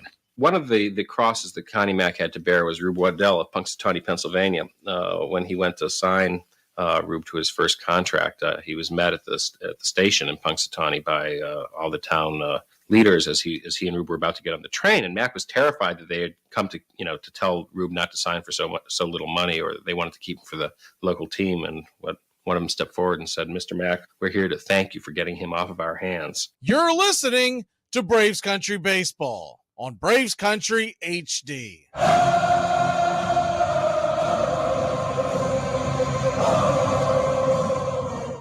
Welcome back to Braves Country Baseball. The Atlanta Braves lead at 5-3. Marcell Ozuna, 6-7-8 hitters due up tonight. Due up this inning. First pitch on the way to Marcell is off the plate wide for a ball. Tried to get him to chase that sweeper again. That's how he started him off last at bat. It's 1-0. Ozuna struck out his first time up. The 1-0 pitch. Inside. Dusts him back a little bit. It's 2-0. So you got a 2-0 count. He went outside and inside. If you're Marcel, you're probably thinking heat on the outer edge. We'll see where they go. The 2-0, they do set up outside. Swing, and that ball's lifted, fouling out of play over the first base side. 2-1. They did go outside, but it looked like it was the changeup.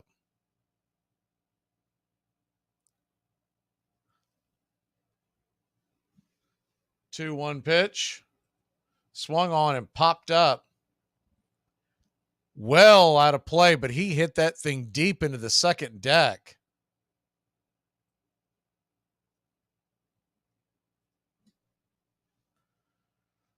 So you got a 2-2 count.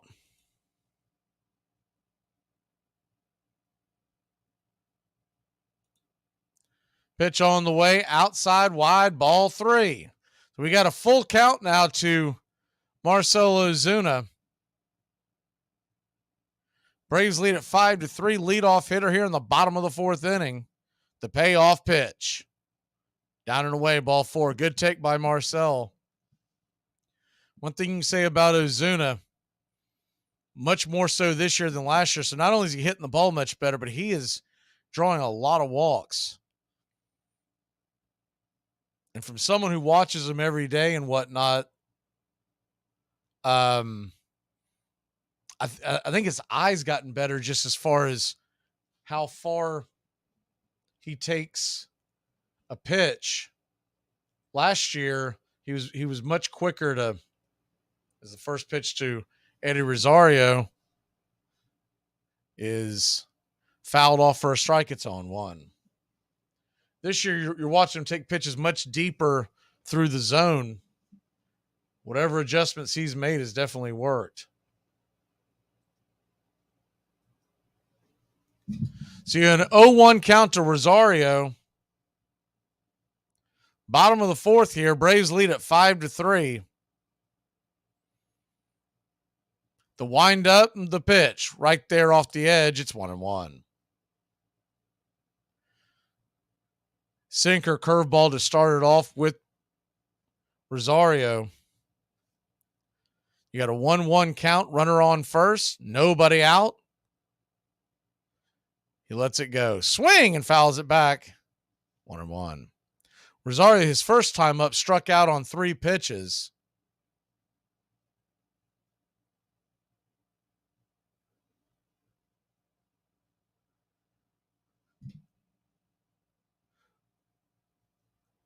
Runner on first base. There's nobody down.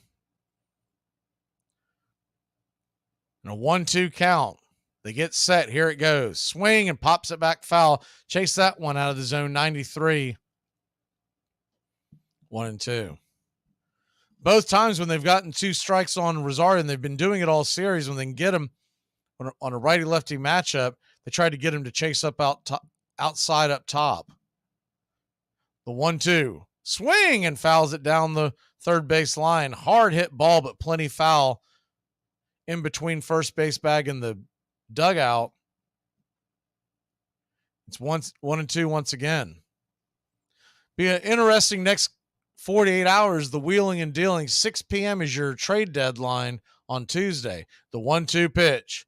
High and out of the zone. Ball 2, 2-2. I do believe the Braves are going to make some kind of move, couple of moves. It'll remain to be seen if they go all in. I mean, if there was ever a year to do it, this is it. The 2-2, down and in, ball 3, 3-2.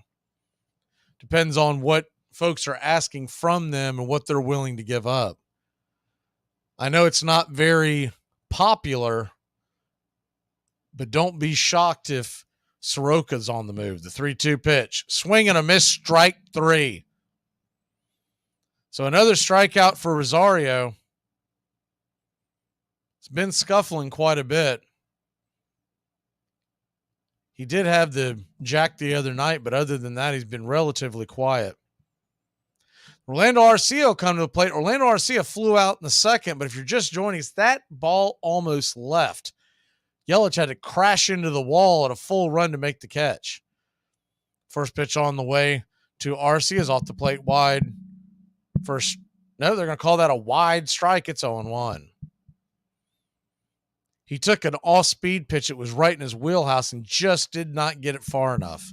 His last time up, the 0-1 pitch. Right there on the inner cut, it's 0-2. Braves 5, Brewers 3.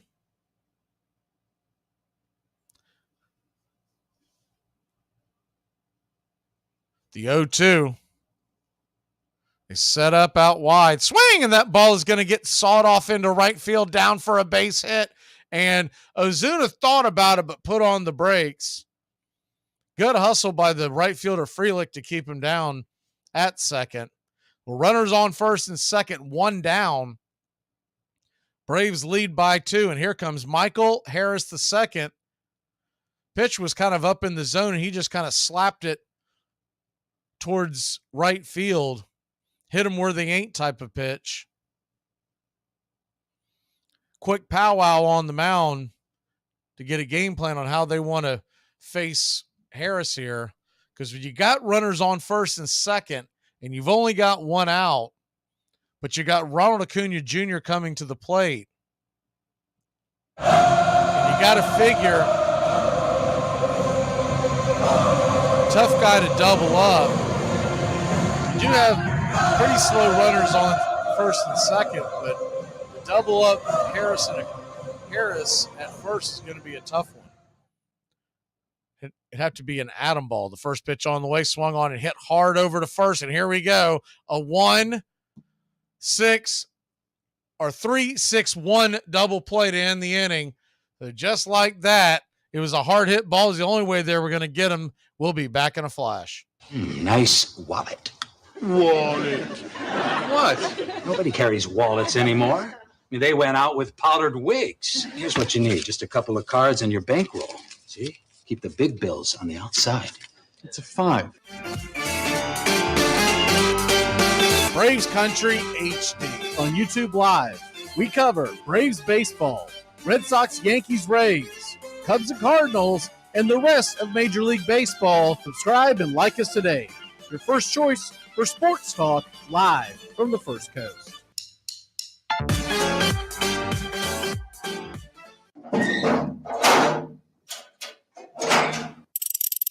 If you don't have cable, you're going to be forced to like read or something, man. You're going to get cable and fast. Yeah. I mean, it's been rough. What city did you just move to, Wilbanks? Houston. With somebody listening, if anybody's in Houston, please call in. We need to get Wilbanks some cable so he can watch the game tomorrow. Let's start the man a party. Or at least do the man a solid and leave your windows open so that he can peek in at the Super Bowl. The strange guy outside your house watching the game, he's with us. Don't worry. Armchair.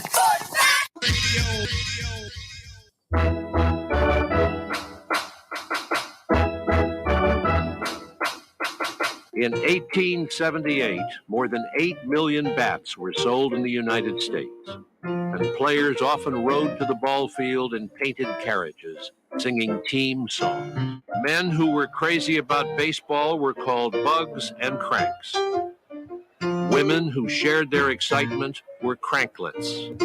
Later, they would be called fans, short either for baseball fanciers or fanatics. You're listening to Braves Country Baseball on Braves Country HD. Welcome back to Braves Country Baseball. The Atlanta Braves lead at 5-3 as we head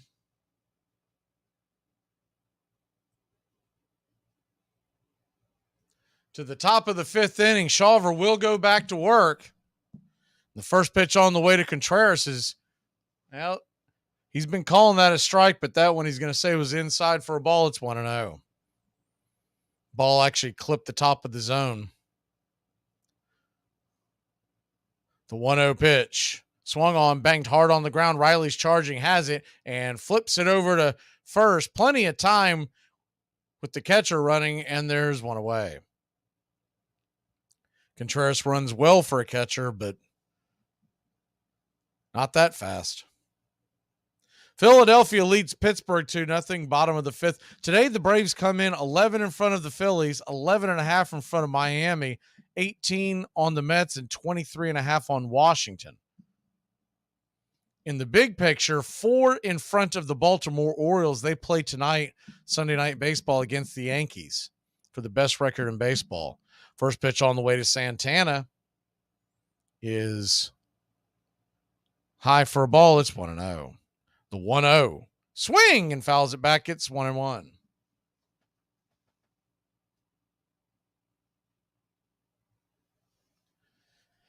They're 4 in front of Baltimore, 5.5 in front of Tampa Bay, and 7.5 in front of the Dodgers and the Texas for the best record. The 1-1 pitch. Down below the knees. 2-1. They are also 10.5 in front of Milwaukee and San Francisco. That's pretty much your big picture. By the way, the Brewers is the 2-1 pitch. Right there for a strike. Clips the inside part of the zone. Probably one of the better placed pitches, a changeup, kind of a teardrop changeup on the inner cut. One of his better placed pitches of the entire afternoon. The 2-2 from AJ. Lets it go. 96 up top. Home plate umpire Alfonso Marquez got duped by the fact that Santana bended out of the way. That clipped the top of the zone, but we got a full count. The 3-2 pitch. Lets it go well out of the zone, ball 4. So you hate seeing the 1-out walk, but you can put that one on home plate umpire Marquez because he blew 2 pitches on that particular at bat. But nonetheless, you got 1 on and 1 out. And Sal Frelick is up again. Top of the 5th inning. The first pitch on the way to Frelick is off the plate wide for a ball. It's 1-0.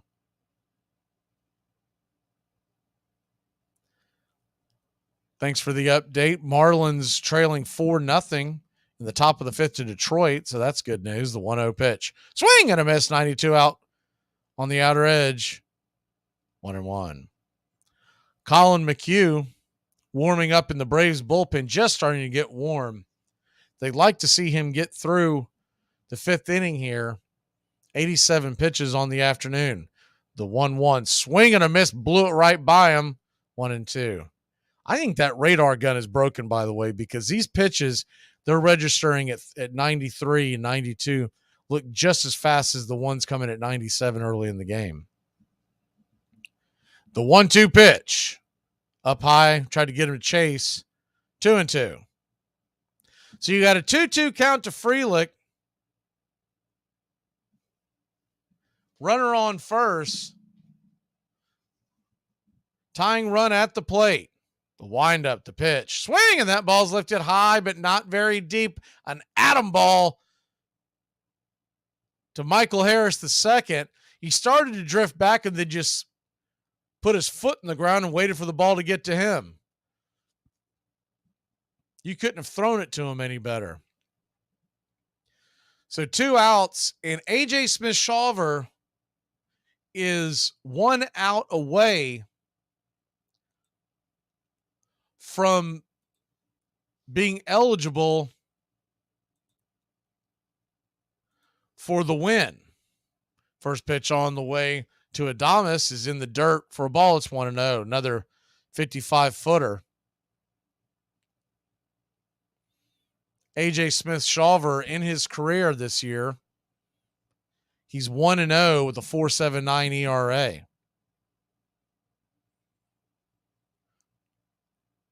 From Fort Worth, Texas, the 1-0 pitch swung on and dragged foul towards the third base dugout. It's 1-1.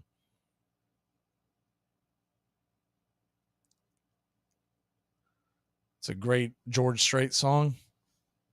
So you got a 1-1 count, 2 down. The pitch on the way. Swing, and that ball's rifled up the middle. Ozzie Smith backhands it, fires it across the diamond, and that's going to end the inning. So that'll qualify AJ for the W if this is it. We'll be back in a flash here on Braves Country. Hi, I'm going to be your waitress because my mother drank.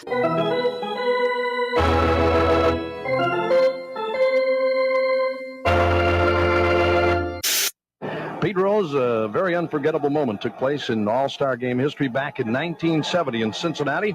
And as we run it up here, I wonder if you'd talk about it and describe it. Well, I'm running third. Hickman got to hit the center, and I start to slide head first right there, but I saw I couldn't be safe because Fosse was blocking the plate, and it was my advantage because he was reaching for the ball, and I happened to hit him at the right time, and I scored the winning run in an extra inning ball game. And I missed 3 games, but unfortunately he separated his shoulder and played the next month with that, and it sort of ruined his career. But I think you have to try to do anything. I think that was a clean slide because of the way he was positioned at the plate. You're no catcher, you know what I mean? And I didn't try to hurt anybody because he was at my house till 3 in the morning the night before, and I was just trying to be safe playing in Cincinnati. Thank you, Pete. Back up to you. Armchair.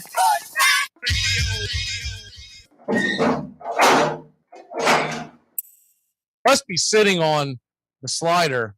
The Braves standing room only now. Matzik trying to deliver in the biggest moment of his career so far. Runners on second and third, 2 away. The Braves lead by 2. Fastball swung on and missed. Sit down, baby. Matzik comes in and absolutely yaks the whole side. Because we've been playing it fundamentally the same way for so long, the way that we can find the benchmarks that cross generations and cross decades is to be able to use these statistics as if they were labels. They aren't numbers. 300 hitter is not a number.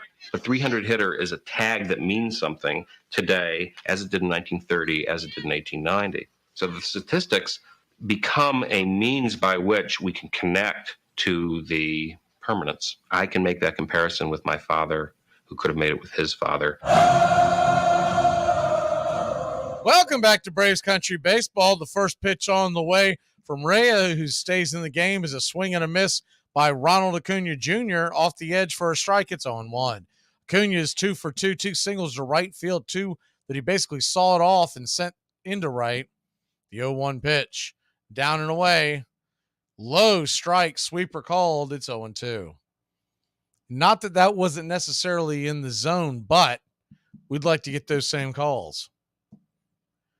Braves lead at 5-3. AJ Smith-Shawver, if you're just joining us, is now officially eligible for the win, and they'll probably pull him as McHugh is warming up. The 0-2 misses high, 1-2. Braves bullpen is pretty well rested after having the off day and then 2 games that haven't been really big, high leverage situations. The 1-2 pitch swung on, grounded over towards the right-hand side. This one looks like they will get him out, as it is a 3-1 put out for out number 1. 1 down. That'll bring up Ozzie Albies. Ozzie Albies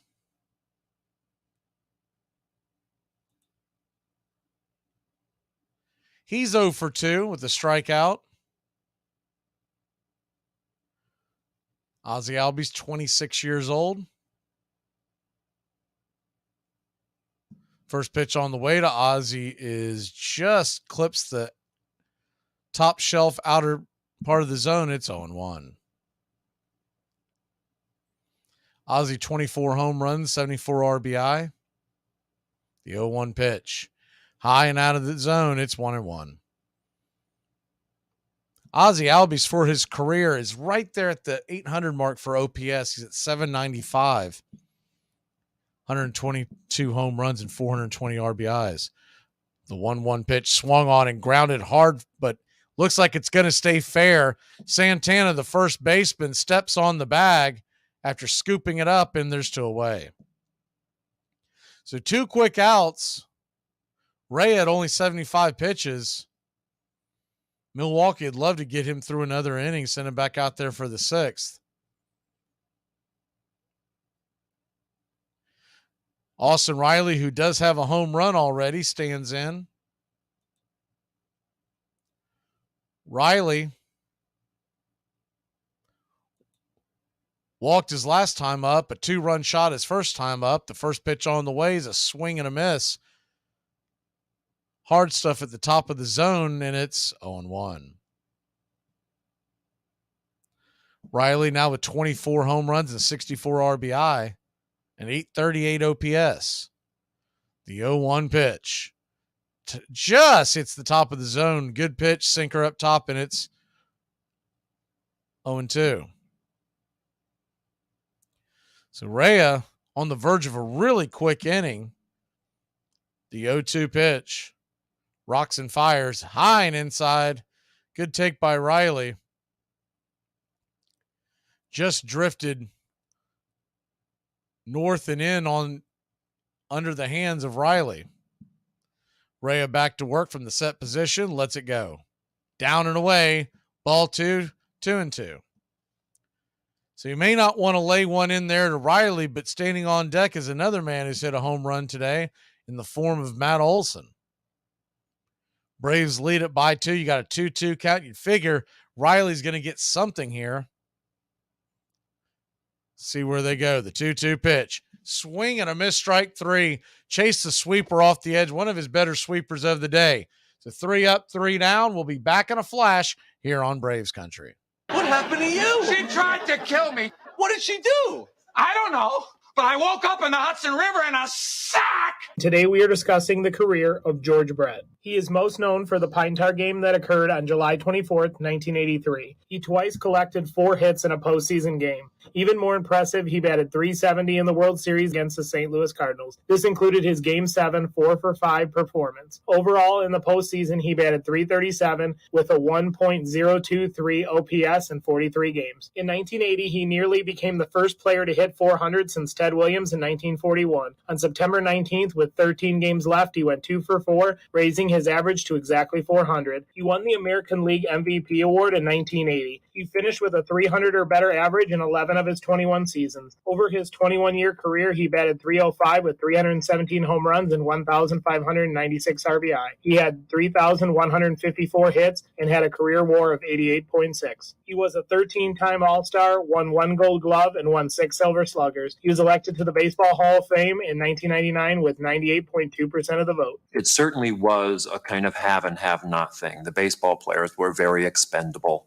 If you got hurt, you were gone. There was no pension or anything else like that. And they saw people making money hand over fist. The owners, in Comiskey's case, he owned the ballpark. He bottled his own soda in the basement. You know, he was making a nickel on everything that went, you know, that moved in that ballpark. And there they were, you know, they were nicknamed the Black Sox even before they threw the World Series because one year he started charging them for laundering their uniforms. And they went on strike by saying, okay, then we won't launder them. And they got dirtier and dirtier and dirtier until the sports writers called them the Black Sox. And then, in fact, Comiskey said, okay, I'll launder your uniforms. And then he took it out of their World Series bonus.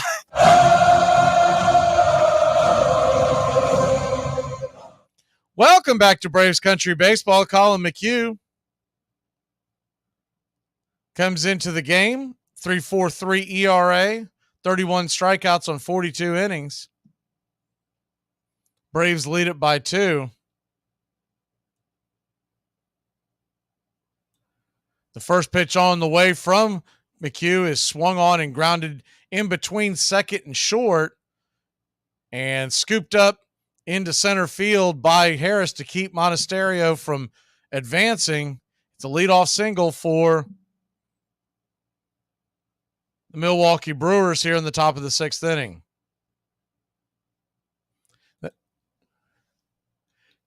So 1 on and nobody out.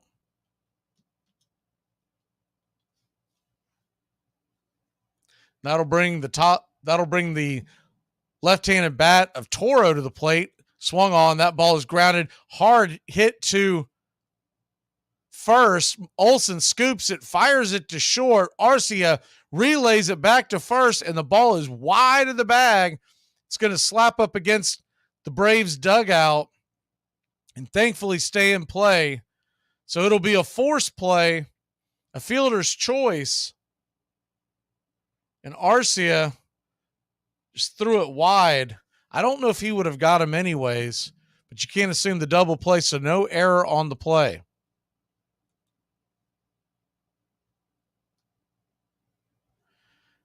Murphy goes out there to talk to McHugh. I really think this is more of letting him catch his breath because he was covering the bag and then had to bend backwards.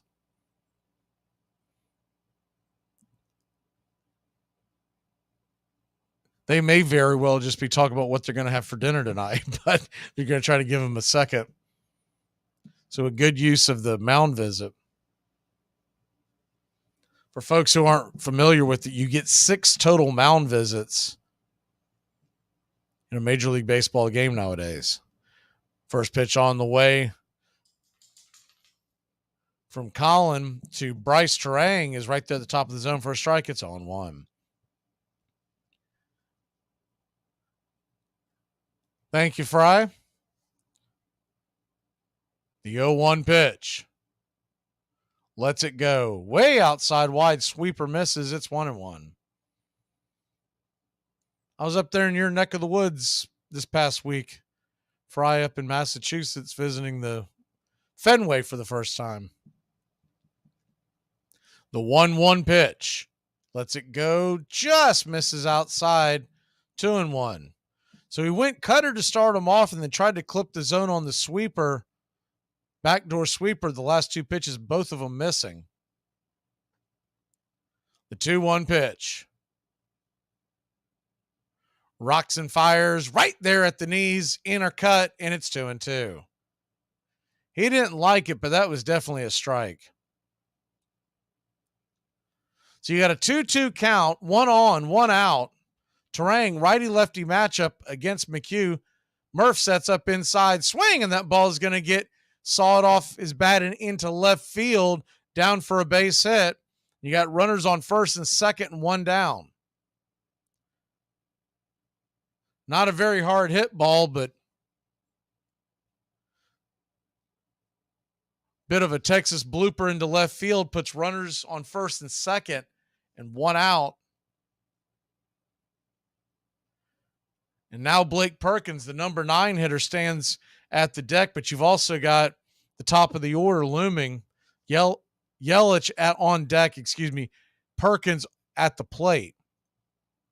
They keep it going, Contreras in the hole. First pitch on the way to Perkins is inside, dances out of the way, almost clips him. 1-0. Perkins stands in with a 214 average. Might have been better off letting that hit his leg. Thankfully, it didn't. The 2-0 pitch, righty-lefty matchup, and sweeper misses again. 2-0. He really hasn't had much of a touch on that sweeper in this outing. He's missed on every one of them. Perkins is 0 for 2 with a foul out, a strikeout.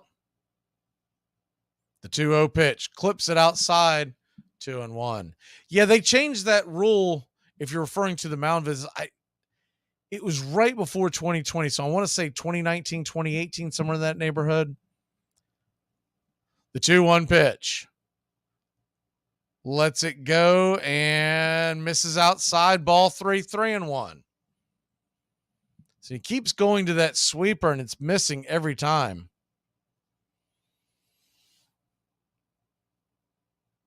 You got a 3-1 count. Runners on first and second, 1 down to wind up the pitch. Misses inside, ball 4. So the bases are now juiced.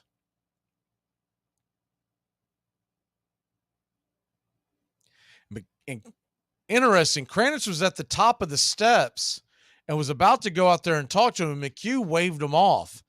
And unbelievably, Kranitz stepped back down. That's a little strange. Who's the coach? So Yelich, who has a home run, a walk, steps in. The first pitch is swung on, hit hard off the glove of Olsen. Good play by Ozzie to get the deflection, and they'll get the force out at first. A run does score, but it could have been much worse as the ball was a hot shot, came off the glove of Olsen, and did a smart job of, once he realized he wasn't getting the ball, he went right back over to first. Ozzie got the ricochet, and there's 1 down. So you hate giving up the run. I'm sure Olsen was thinking about either trying to turn a double play or going straight to home for the force out. But instead, runners on second and third, and that ball's going to get lifted and down, and that is trouble. Brewers are going to take the lead as the ball is rifled into the gap, and it's going to be a 2-out double, 2-out, 2 RBI double for William Contreras, and the Brewers lead at 6-5. Unbelievable. So close from getting out of the inning. They went to that sweeper again. I don't know why they keep trying to dial that up. He obviously doesn't have the touch for it today. His cutter's been much more effective. But hindsight is always 20/20. So now the Braves trail by 1. And Santana to the plate. Runner on second, 2 outs, and the pitch on the way. Outside for a ball. 1-0. Carlos Santana 1 for 2 with a home run. The 1-0 pitch. Lets it go way outside wide. Missed with the sweeper again. It's 2-0.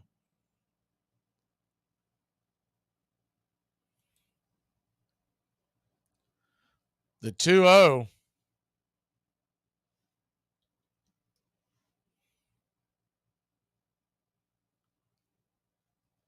Here comes the pitch. Cutter, top of the zone. Called for a strike. It's 2-1. By far his most effective pitch has been that cutter. Keeps trying to get the touch on that sweeper. About to throw his 17th pitch. 10 have been sweepers. The 2-1 pitch. Swing, and that ball's rifled over to Ozzie. Ozzie gets it on the hop, flips it over to first, and that'll end the inning. But up for the Brewers take a 1-run lead in a seesaw affair. We'll head to the bottom of the 6th in the heart of the Atlanta Braves order. How you doing? Hi, sir. I would like to look at your most expensive Hank Aaron card, please. Got just the one. Only 4 in circulation, $31,000. Oh, well, that's very, very fine. Yeah. Let me look at your least expensive Hank Aaron card, please. Here are some baseball facts that you might not have known. Stan Musial is one of the most underrated players of all time. He had 3,630 hits, which puts him 4th on the all-time list. But weirdly enough, Stan the Man had exactly 1,815 hits at home and exactly 1,815 hits on the road. At Jewelers Mutual, we're a little obsessed with jewelry. Obsessed like auctioneers with talking fast. 50, we're going to fit. Pop stars with auto-tune. And dentists with asking questions. So, how did he propose? After they've put their hands in your mouth. Great. Yes, we've made jewelry our obsession for over 100 years. We love it so much, we named our kids Ruby, Amber, and Opal. Venti soy latte for Opal? At Jewelers Mutual, we insure jewelry and only jewelry, which is why people who are also obsessed with jewelry trust us with theirs. You get a whole lot of something with Farmers Policy Perks. So much, I'm going to have to speed things up. You can get the Farmers Signal app, and that could get you up to 15% off your auto policy. That's just for using the app and driving like the normal speed limit, hearing, full stop, making lane change, signaling human being you are. Get a whole lot of something with Farmers Policy Perks. Start with a quote by calling 1-800-FARMERS. We are farmers. Bum, bum, bum, bum, bum, bum. Although the first World Series had been a huge success, the reputation of the game continued to suffer as brawling fans drove away paying customers. Now, Van Johnson ordered his American League owners to have their stadiums patrolled to keep rowdiness down. Players and managers, as well as fans, were expected to behave.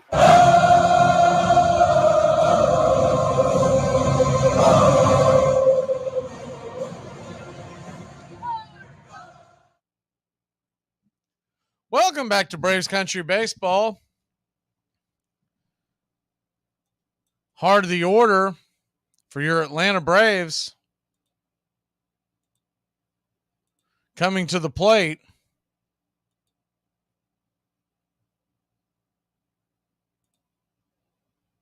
Matt Olson due up here. He's got a home run, and they put a lefty in, Milner. The first pitch on the way is inside for a ball. It's 1-0.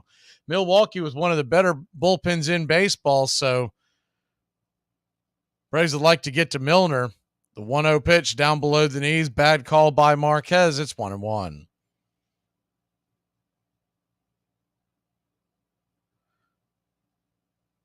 Braves 5, Milwaukee 6. The 1-1 pitch Down below the knees, same spot this time, called for a ball. It's 2-1.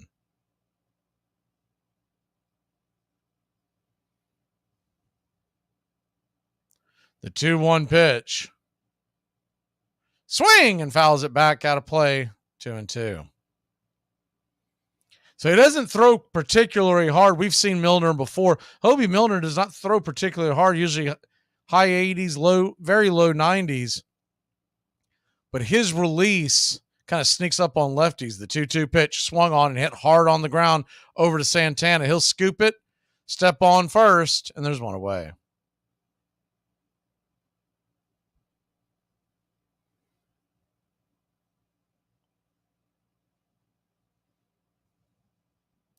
One down. Now you'll have a lefty-righty matchup.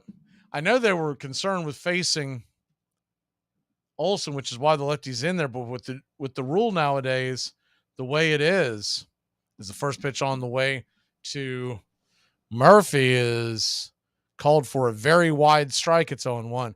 The way the rules are now, where you have to face three guys, a little surprising. As you go 1 pitch, clips the top of the zone, it's 0-2. That they would go lefty first because you got Murphy and Ozuna due up. If the Braves want to, they could bring Pilar off the bench. The 0-2 pitch, ball's tapped foul off the plate towards the first base dugout near the backstop. It's 0-2. So you got an 0-2 count. Mets, by the way, lead 5-1, but their season is, they've sold off. 1-2, the 0-2 pitch is high and out of the zone. It's 1-2. The big thing about that one is that Justin Verlander was pitching today, so it could be his last start for the Mets. The 1-2 pitch, inside, ball 2-2. Good eye, good take by Murphy. Works the count back even.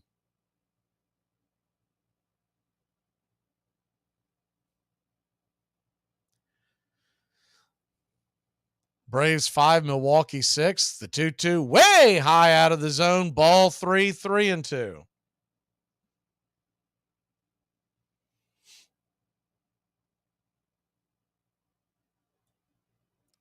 You got a 3-2 count on Smurf. The pitch on the way. Swing, and that ball's lifted high. Not deep enough into left field just before the warning track.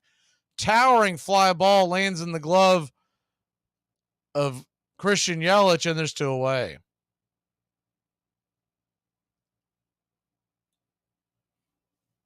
Still 35 away from the like, so they're about to call the bullpen on me. If we can get to 100, I'll get a stay of execution, essentially. First pitch on the way to Marcell Ozuna is swung on and hit high and deep, going back on the track. Is it gone? It's gone! Zip, boom, bam! Ram-a-lamma, ding-dong! A solo blast. Marcell Ozuna's 22nd home run of the year. 412 happy feet. 100 miles an hour off the bat. And the Braves have tied it 6-6 in the bottom of 6. 6-6, bottom of 6. Somebody needs to score quick. We don't need that on a Sunday. 6-6 your score. Bottom of 6. Holy cow. First pitch on the way to, they're going to leave Rosario in there. A little surprise. Takes the pitch low and away for a strike. It's 0-1. The 0-1 to Rosario, swung on and lifted high and deep, going back on the track, making the catch at the wall. Gave it a ride, but not far enough. We'll be back in a flash heading to the 7th inning. Look at Soto. He's kicked. He wants to throw the bat at the fans. Let him.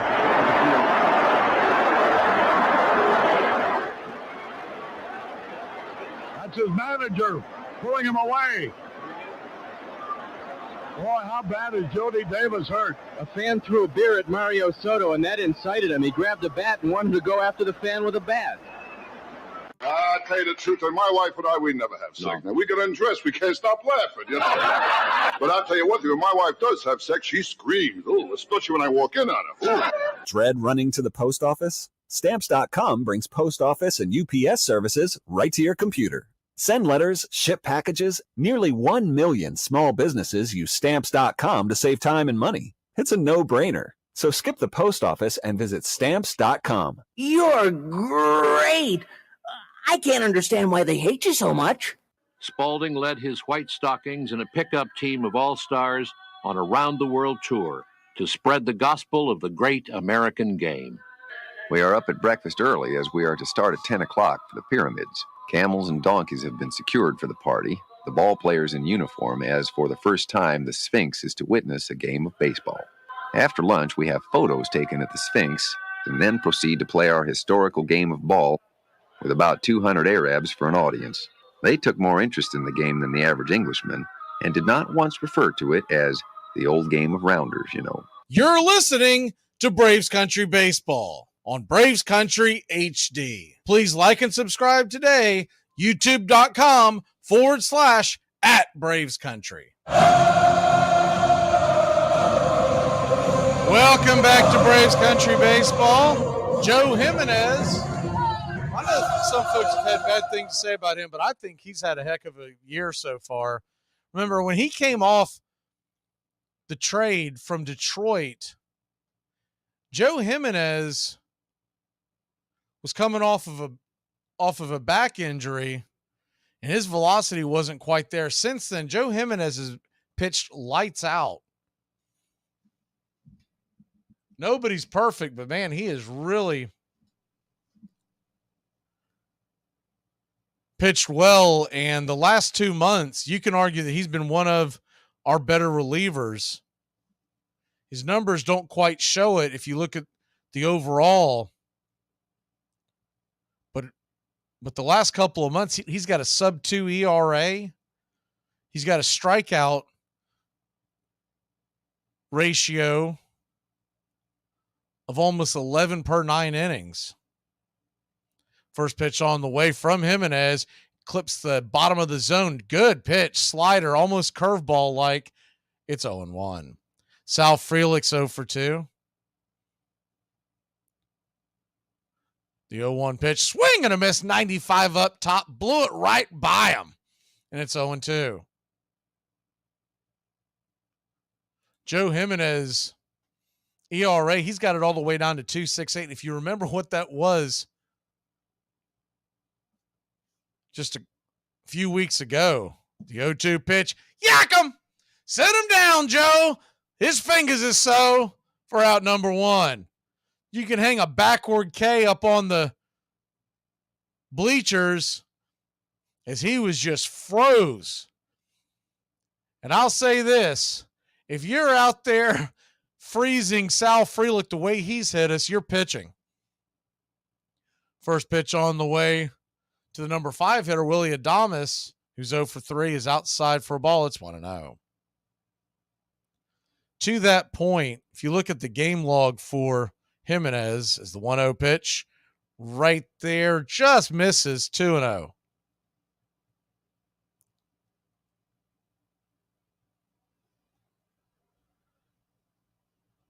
Month of April was pretty good, 2.25 ERA. The 2-0 pitch, swing and fouls it back out of play, 95 right there in on the hands. It's 2-1. It was the month of May where he really got clubbed. His ERA was 6.1. Since then, the month of June, a 1.08 ERA. In the month of July, 0.90. The 2-1 misses high and out of the zone, 3-1.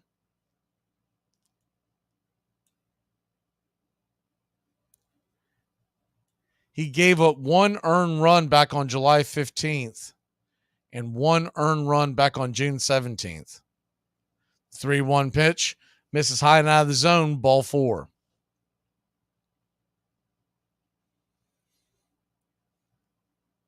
So 1 run in each month of June and July. Nobody's perfect. You can't expect him to go out there and pitch a clean inning every time, but that is For a guy that was basically being added as the 6th, 7th inning guy, that's pretty impressive. That'll bring Monasterio to the plate. Monasterio takes the first pitch inside for a ball. It's 1-0.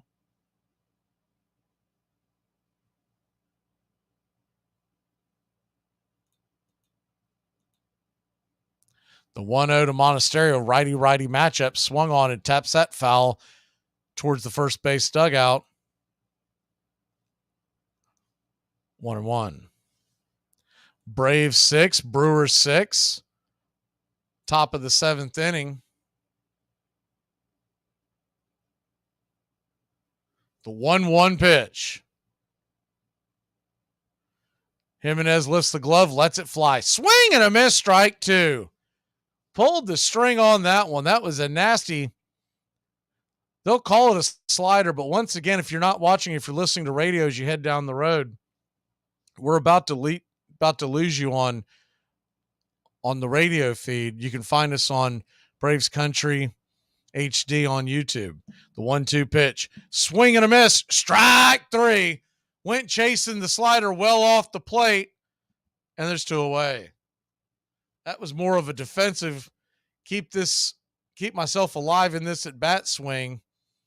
That pitch was way off the zone, but started about halfway in. So 2 outs, both via the strikeout. That'll bring Toro. Dangerous left-handed bat of Toro. Digs in, and the first pitch, 95 up top. It's 0-1.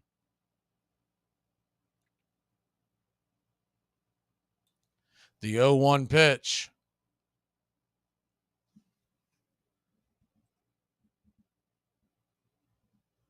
Swing and a miss, 96 up top. It's 0-2. So he goes four seam, back-to-back pitches, basically the same spot.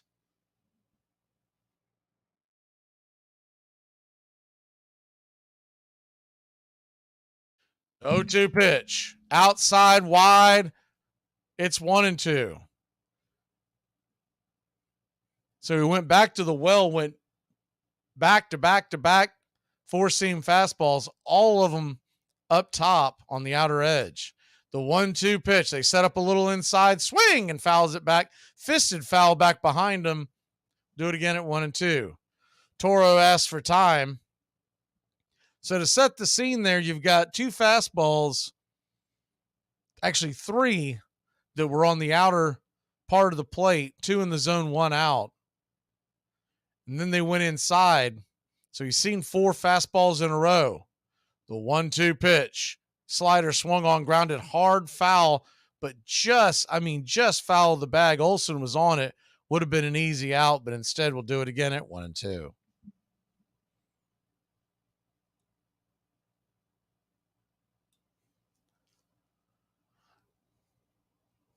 Braves 6, Brewers 6, top of the 7th. Braves looking for the sweep. The 1-2 pitch. Swing and a miss. Strike 3. He yacked the whole side, and that'll end the inning. So the Braves will grab the bats. We head to the bottom of the 7th. Get up and stretch, Braves country. All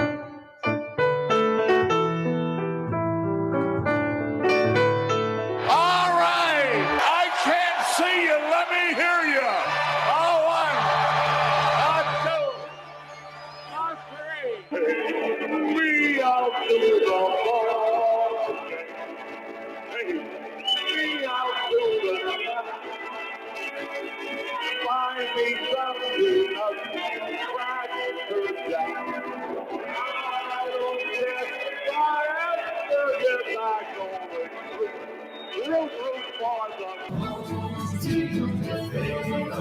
It's a shame, for it's 1, 2, 3, stretch you out and be home again. Take me out to the ball game. Take me out with the crowd. Buy me some peanuts and cracker jacks. I don't care if I ever get back. Let me through.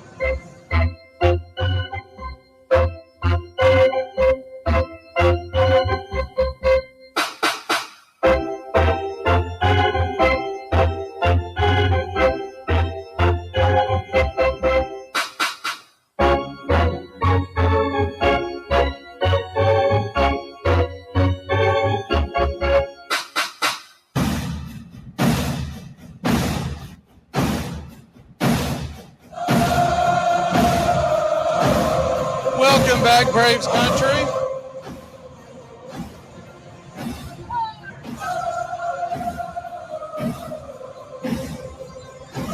Trying to buy time to be able to bring you the last part of this game, but I'm about to get the hook if I can't get it up near that 100 mark on the likes. That was the deal that I made with everyone that I need to help out.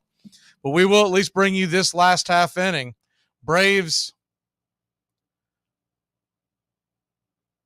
Brewers were tied at 6. Total of 13 hits and 1 error and 12 runs on the game. If you're just joining us, Austin Riley got it going with a home run earlier. Orlando Arcia is going to lead off the inning. They're doing some activities with everything that's going on at the stadium here in the bottom of the 7th inning. So we'll catch you up on a couple of things. Austin Riley, Matt Olson, and Marcell Ozuna all hit home runs today. That's how we got to the 6. A.J. Smith-Shawver, who was in line for the victory, 5 innings, 3 runs, 4 walks, 3 strikeouts. McHugh came in, could not find the plate with that sweeper, and gave up 3 earned.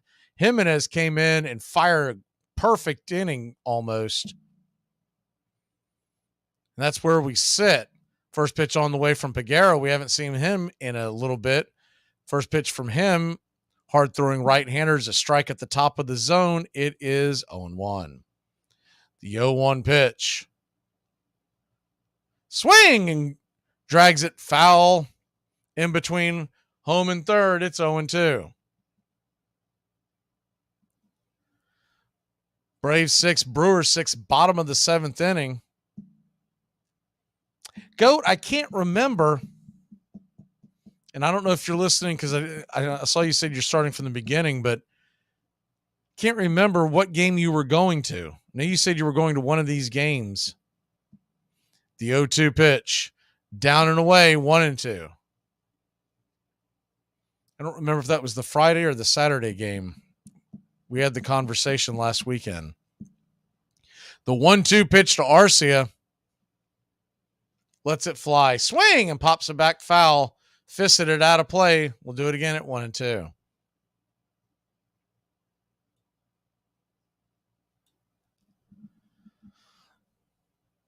So a 1-2 count to Orlando Arcia.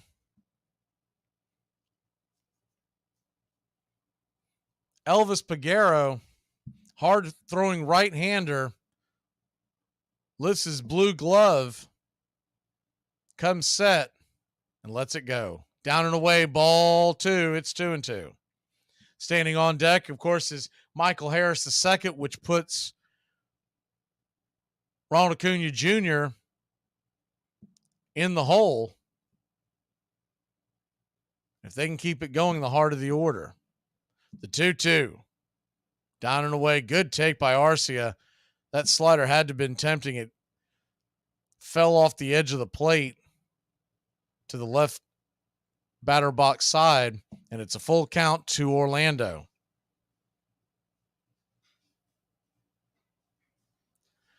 So a 3-2 pitch. On the way, ball 4. So Orlando Arcia works himself on to first in a tie ball game here in the bottom of the 7th inning. Atlanta Braves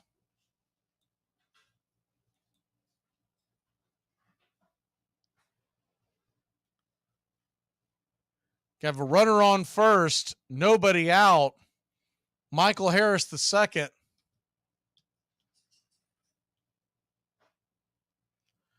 standing at the plate. They're having a powwow out there trying to go over some strategy. The Atlanta Braves crowd is going full tomahawk chop right now.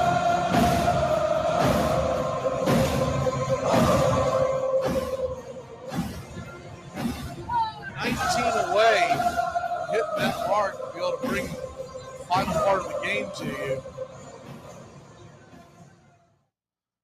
Runner on first, nobody out, and here comes Harris. The first pitch is taken 96 right down the pipe belt high. It's 0-1.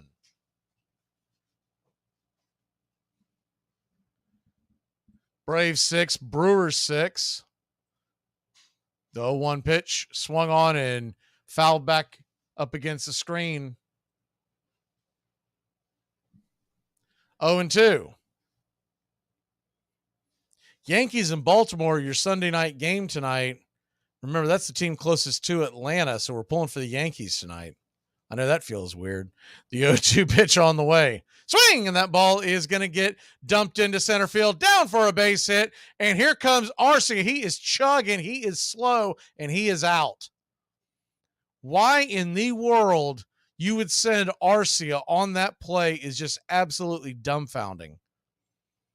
Gunned down at third. Second time he's been gunned down at third in this series. One of the slowest running shortstops in all of baseball. He was hustling, but there's no reason to send him. Got to put that on Tuiasa Sopo, the third base coach. He's filling in for Juan Washington this weekend. So, back to the drawing board, 1 on, 1 out, and Ronald Acuna Jr. stands in, takes the first pitch up high for a ball. It's 1-0. So what should have been first and second, nobody out. Instead, it's the cardinal rule. You don't want to be the first out at third base. The 1-0 pitch, down and away, 2-0. You don't want to be the first, and you don't want to be the last out at third base. Strategically, it gives you nothing. So a 2-0 count to Ronald Acuna Jr. The windup lets it go. Swing, and that ball is hit hard on the ground, but it's going to be a 5-4-3 inning-ending double play. So running ourselves out of the inning, we'll be back in a flash. Oh, dude! I thought you said they didn't have alcohol. Look, they got screwdrivers. Oh, no, just orange juice. Just orange juice, like the mixer? Yeah, people drink it. Yeah. It's crazy. When was the last time you drank straight mixer? Oh, I had a Diet Cola mixer a while ago. Oh, did you? Was it any good? Armchair Quarterback Radio, your home for the SEC. Back third down on the 8. In trouble. Got a block behind him. Gonna throw and a run. Complete to the 25. To the 30. Lindsey's got 35, 41. Lindsey, 25, 20, 15, 10, 5. Lindsey stop. Second down from the 3. Comes to blitz. Quick flip. Caught. Did he hold it long enough? The official says yes. Oh, boy, is that going to be controversial. Gaffney, the freshman. My goodness. The Florida Gators go 91 yards to come from behind and edge the Tennessee Volunteers in an ending that will be talked about for years. SEC! By the end of the Civil War, baseball was the national pastime, North and South, West as well as East. Soldiers took the game home with them, and it grew. It's our game. That's the chief fact in connection with it. America's game has the snap, go, fling of the American atmosphere. It belongs as much to our institutions, fits into them as significantly as our Constitution's laws, is just as important in the sum total of our historic life. Walt Whitman. You're listening to Braves Country Baseball on Braves Country HD. Please like and subscribe today, youtube.com/@Braves Country.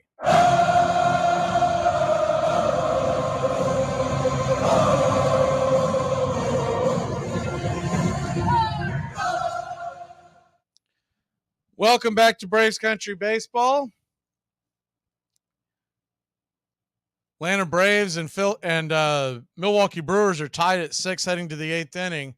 See how much longer I'll be able to stay on, as we haven't hit that number and getting close. But I had a conversation off air, and we'll see how it plays out. Still 17 away. If we can get in the neighborhood, I think I'll be able to talk my way into it. Kirby Yates comes on to the mound. Yates, 3.46 ERA. He's pitched pretty well in his own right in the last couple of months. Much better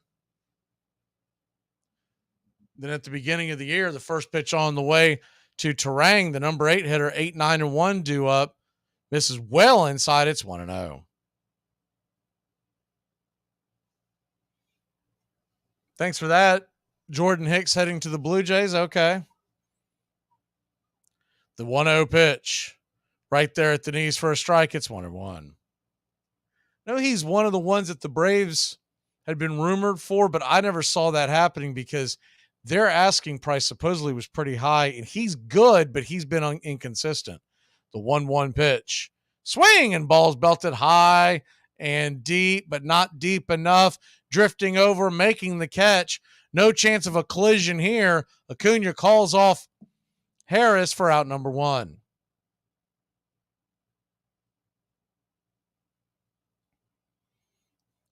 So 1 down, and Blake Perkins due up. Blake Perkins, the center fielder, getting the start over Weimers. Perkins, righty-lefty matchup, 26-year-old. First pitch, 85 right there at the top of the zone. It's 0-1.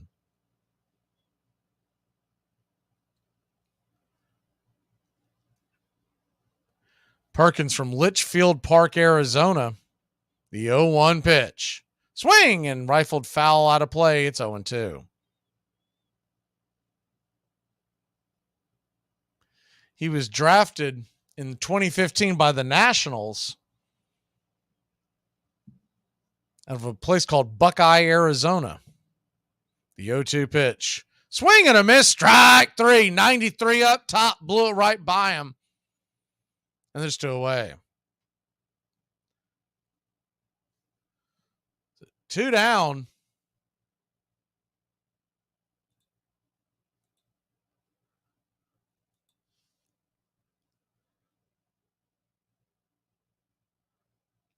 And the top of the order for the Milwaukee Brewers in the form of Christian Yelich stands in. He takes the first pitch, 93 inside, 1-0.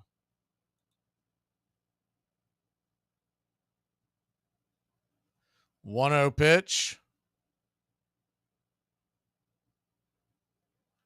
Kicks and deals. Swing and grounded hard on over to the left-hand side of the infield. Here comes Arcia.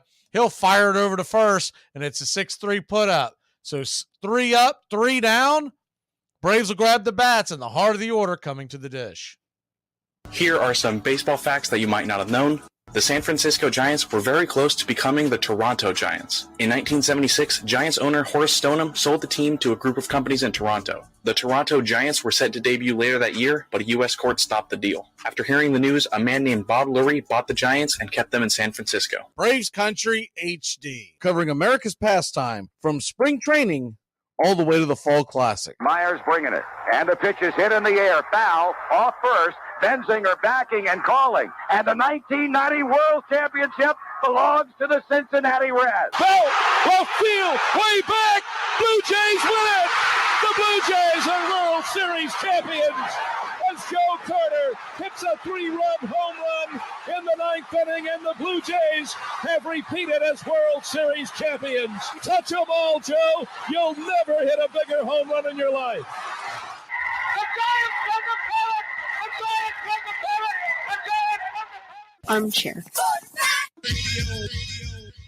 On August 2nd, 1907, I encountered the most threatening sight I ever saw on a ball field. He was only a rookie, and we licked our lips as we warmed up. Evidently, manager Pongo Joe Cantillon had picked a rube out of the cornfields of the deepest bushes to pitch against us. He was a tall, shambling galoot, with arms so long they hung far out of his sleeves and with a sidearm delivery that looked unimpressive at first glance. One of the Tigers imitated a cow mooing, and we hollered, "Get the pitchfork ready, Joe. Your hayseed's on the way back to the barn." The first time I faced him, I watched him take that easy wind-up, and then something went past that made me flinch. The thing just hissed with danger. We couldn't touch him. Every one of us knew we'd met the most powerful arm ever turned loose in a ballpark. Ty Cobb.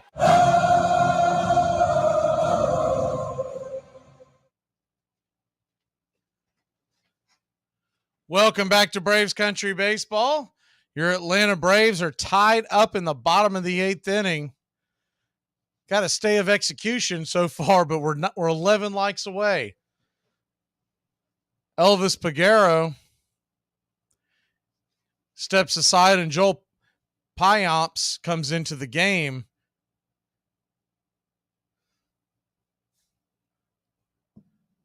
The righty-lefty matchup, Pyomps lets it fly, and the first pitch is swung on and lifted into left field. Will it get down? It's down for a base hit, baby. Here comes Ozzie flying around first. He'll stand up with a lead-off double. Too small, y'all. The Braves have something cooking here in the bottom of the eighth. Didn't hit it hard, but hit it in the right place, and he was flying out of the gates. Yelich, what little chance he had to make that play, when he backhanded the ball in the corner, slipped. That had to have thrown him off. Ozzie lost his helmet as he was gunning it around first base. Here come the Atlanta Braves. Austin Riley, 1 for 2 with the home run, swing and fouls it out of play. It's 0-1.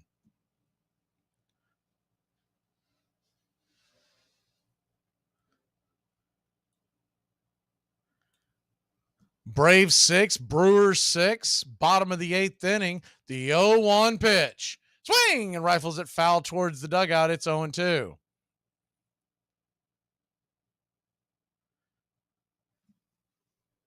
Atlanta trying to get this sweep.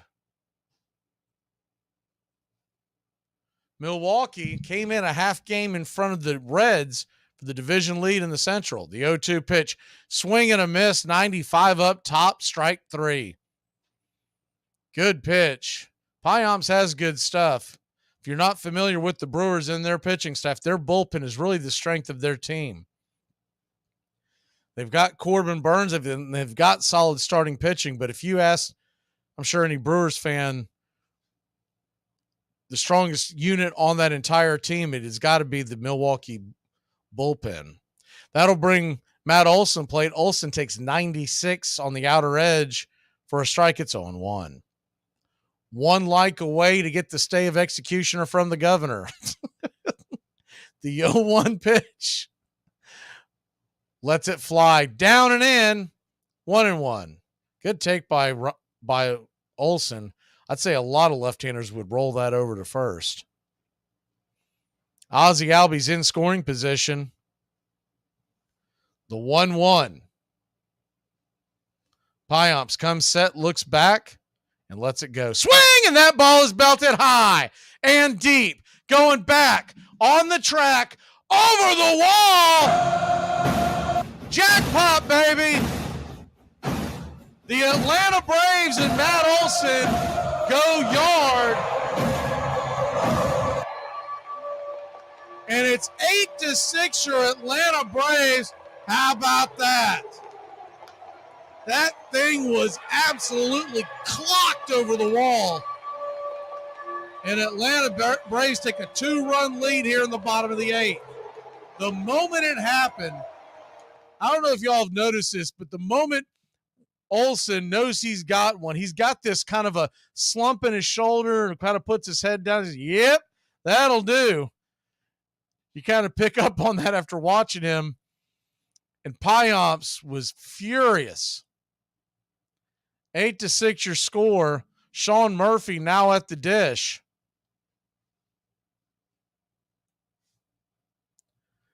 And thank you for the like, Shaw.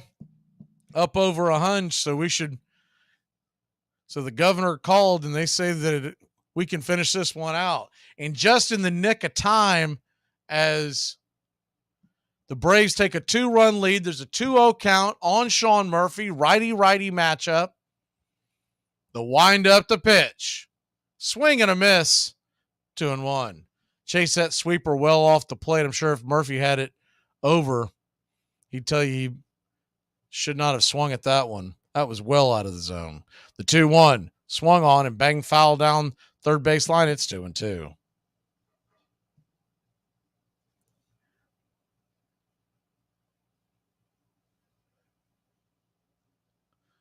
Eight to 6 your score.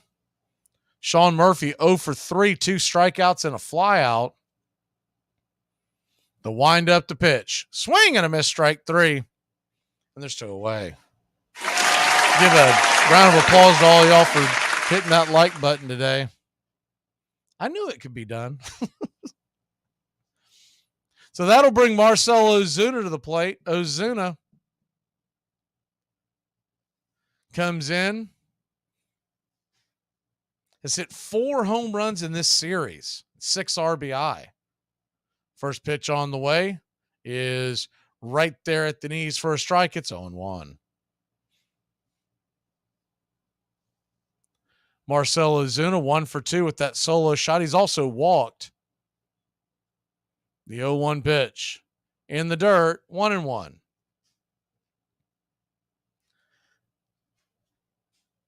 Braves lead at 8-6, and man, the sun is high in the sky now.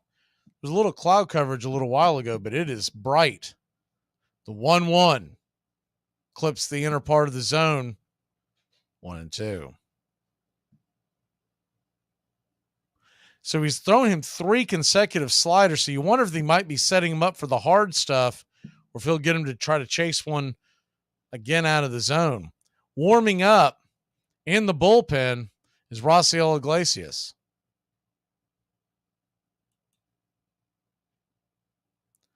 The 1-2 pitch in the dirt. Good take by Marcell. Evens up the count at 2-2.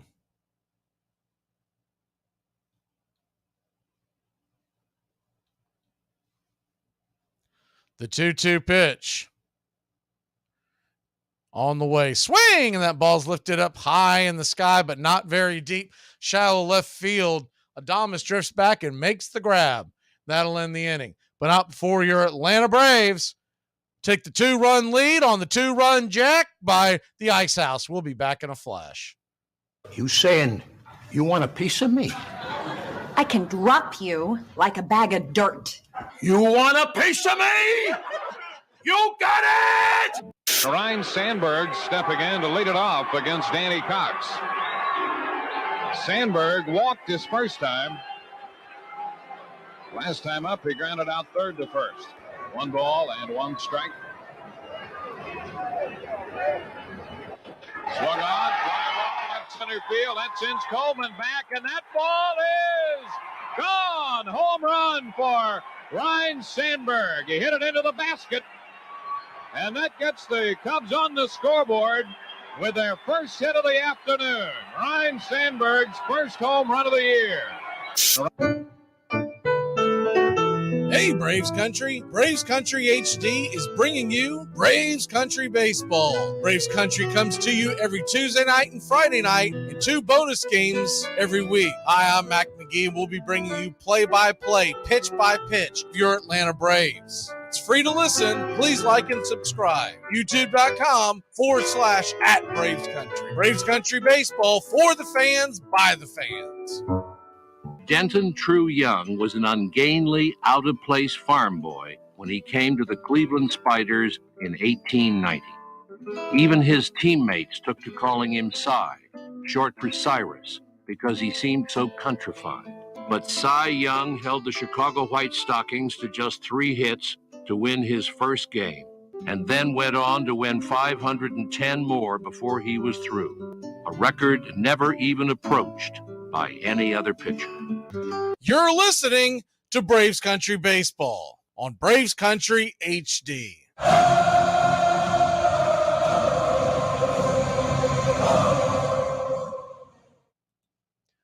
Welcome back to Braves Baseball, Braves Country Baseball. Atlanta Braves lead by 2. And Raciel Iglesias comes into the game. You get your eyeglasses out, as he needs 3 outs to perform that sweep.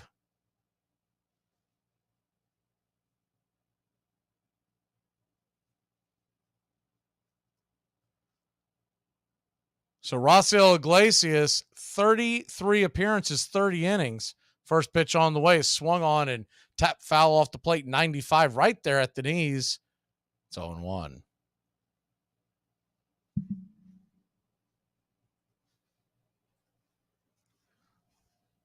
The 0-1 pitch. Inside. Changeup just drifting inside. 1-1. I think they were trying to set him up down down the stairs on that changeup he likes to go to when he gets ahead. The 1-1 pitch. Swing! And taps that off the plate. Foul towards the third base line. So Iglesias with a 1-2 advantage. Top of the ninth inning. If you're just joining us in a seesaw affair, Olsen just went yard. The 1-2 pitch. Swing! Pops it back, foul, out of play. We'll do it again at 1-2.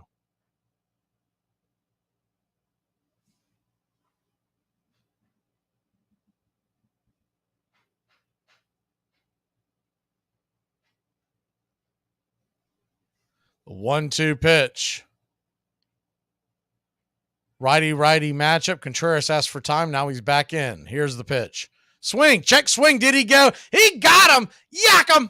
And there's one away. Check swing and a beauty on that one. There's one down for your Atlanta Braves.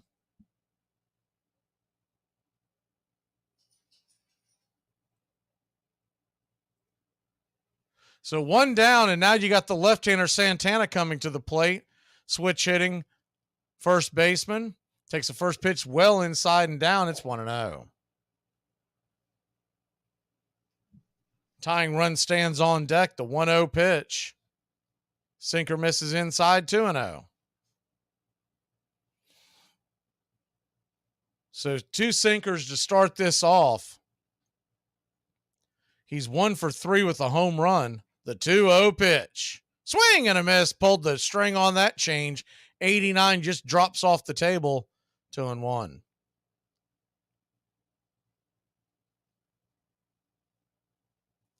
The 2-1.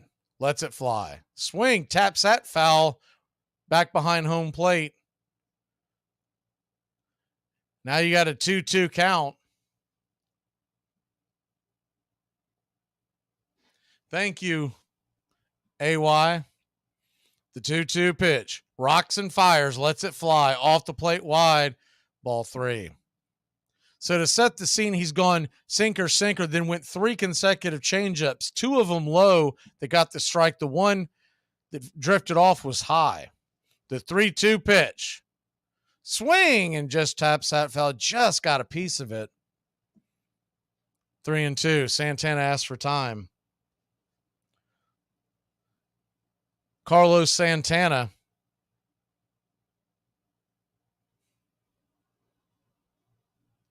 The 3-2 pitch. Lets it go. Swung on it. That ball's hit hard, but foul down the first base line. Man, was that close. That was almost trouble. Olsen was there. I think if it's fair, he probably is able to put a play on it, but man, thing was scalded past him. Braves 8, Milwaukee 6, the 3-2 pitch. Swing and a miss. Strike 3. Sit him down, Joe. His fingers is so. Here's 2 away. He just blew it right by him. That sinker. You see where he likes to really go to the changeup when he gets to those 2 strikes. But, man, if he uses that sinker up top like that, it drifts away almost like a 2-seam. It's hard for a lefty to keep up with it. So here comes our arch nemesis, Sal Frelick. He comes to the plate and hits the ball high and out of play for a foul. It's 0-1. The good news is the worst thing Sal can do is make it a 1-run game.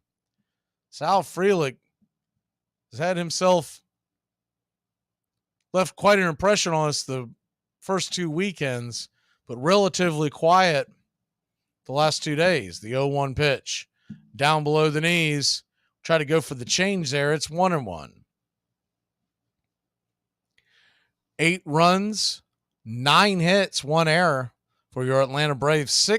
6-7-0 for the Brewers. The 1-1 misses high and inside, 95 miles an hour. Ball 2. Meanwhile, Pittsburgh and Philadelphia, they are tied at 4. That game is in the 8th. The 2-1 pitch. Swing and a miss. Out in front of that one, and it's 2-2. So the changeup got him out in front.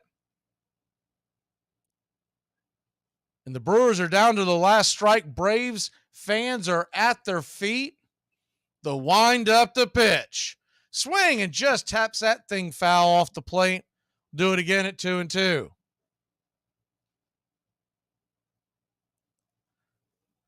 Frelick adjusting his gloves and gets back into the box. The 2-2 pitch. Swung on and fouls that down the line. Change up again. We'll do it again at 2-2. Nobody on, 2 out. A 2-2 count. Frelick staring down Iglesias. The pitch on the way. Swing and a miss. Strike 3. And that'll do it. Your Atlanta Braves 8-6 winners in what was one heck of a seesaw affair. Your Atlanta Braves sweep the Milwaukee Brewers. Braves win. Braves win. Your Atlanta Braves win. Unbelievable game. I think you got to give the game ball to Matt Olson, who had 2 home runs, 5 RBI. Also stars of the game, Riley with the homer and 2 RBI. Marcell Ozuna hit another home run. And Ronald Acuna Jr. was 2 for 4 with 2 runs scored and another stolen base. Raisel Iglesias gets his 20th save of the year. Kirby Yates will be in line for the win and Piamps with the loss. Your Atlanta Braves will improve to 67-36. Milwaukee will drop to 57-49. The game itself, 98% in the crowd with 40,262, which is actually really good for a Sunday in July when it's hotter than Hades out there. The game itself took 2 hours and a half. And I think we'll start updating this because I'm getting heat for it. 109 likes on the game, so we do like that. And we appreciate everyone in Braves country for smashing that like button and leaving us on, because I really didn't want to have to walk away, but I was getting the hook. I was almost out of here like Taylor Hearn was. But instead, we do get the win, and your Atlanta Braves will now welcome in the Los Angeles Angels, and that series begins tomorrow. We will have pitch-by-pitch, play-by-play of your Atlanta Braves, as we'll have all 6 games next week, Angels and Cubs, 3 in Atlanta, 3 in Chicago, but it lines up well for us to be able to do all the games. And your Atlanta Braves get the win tomorrow night and Tuesday night. Both starts are 7:20. Wednesday is an early start at 12:20. And remember, the trading deadline is 6 Eastern, and we will come on early for that 7:20 first pitch to react to the trading deadline. Also remember, Monday through Friday, we go live 3 to 5 right here. And if you're in the Atlanta area on 99.1 FM, WQEE The Key from Noonan, Georgia, that goes in the metro Atlanta area. We will be talking a lot of trading deadline tomorrow and Tuesday. And we're just a few weeks away from the beginning of the return of the Armchair Quarterbacks tailgating show. That'll be on Saturday mornings from about 9:30 to 2 every single Saturday. We'll be getting you ready for the college football games, and we'll also be reacting to the world of baseball. The only college football, NFL football show that I know that also will talk Major League Baseball. So there you have it. Braves win. Braves win. Atlanta Braves win. I'm going to go jump off here. Y'all enjoy your afternoon. Your Atlanta Braves get a big, big W And hopefully we get some good news between now and the next time we speak. Maybe the Braves will make a move. I got a funny feeling some of these guys that are on the roster won't be here by Tuesday night. Y'all have a great one, Braves country.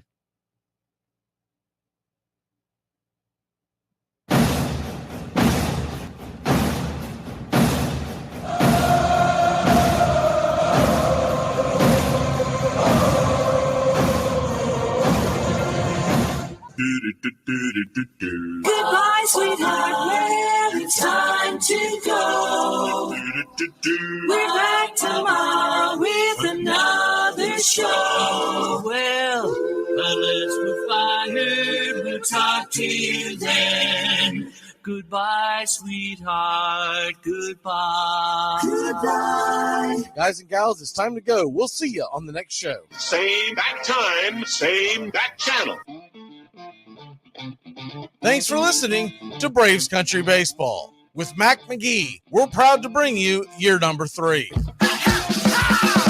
Braves Country Baseball comes your way Tuesdays and Friday nights and 2 more bonus games for a total of 4 games a week. You can also catch Braves Country, our daily sports talk show. We go live 3 to 5, 99.1 FM WQEE, Metro Atlanta. Other CBS, ESPN, and independent affiliates nationwide, and simulcast on youtube.com/@BravesCountry. Find Braves Country HD today wherever you stream. Your first choice for Southern sports and the deepest bench in sports talk. Something of the 5th of September. Something of the 5th of September. She said a lot that I can't remember. Something of the 5th. Can I get another cigarette, please? Can I get another cigarette, please? Yeah, I know I live to regret it. Just give me another cigarette, please. Can I get another cigarette, please? You're listening to WQEE 99.1 FM, The Key in Noonan, Georgia, home of Braves Country with Mac McGee and the Armchair Quarterbacks, weekdays, 3 p.m. Eastern to 5 p.m. Eastern, right here on The Key and youtube.com/Braves Country.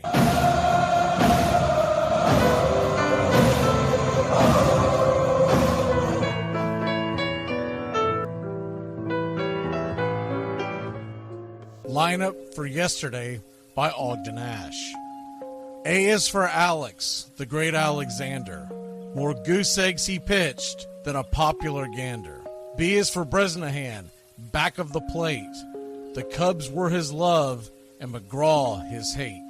C is for Cobb, who grew spikes not corn, and made all the basemen wish they weren't born. D is for Dean, the grammatical diz. When they asked who's the tops, said correctly I is. E is for Evers, his jaw in advance, never afraid to tinker with chance. F is for Fordham, and Frankie and Fish. I wish he were back with the Giants, I wish.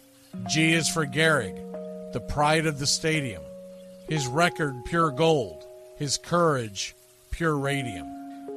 H is for Hornsby, when pitching to Raj. The pitcher would pitch, then the pitcher would dodge.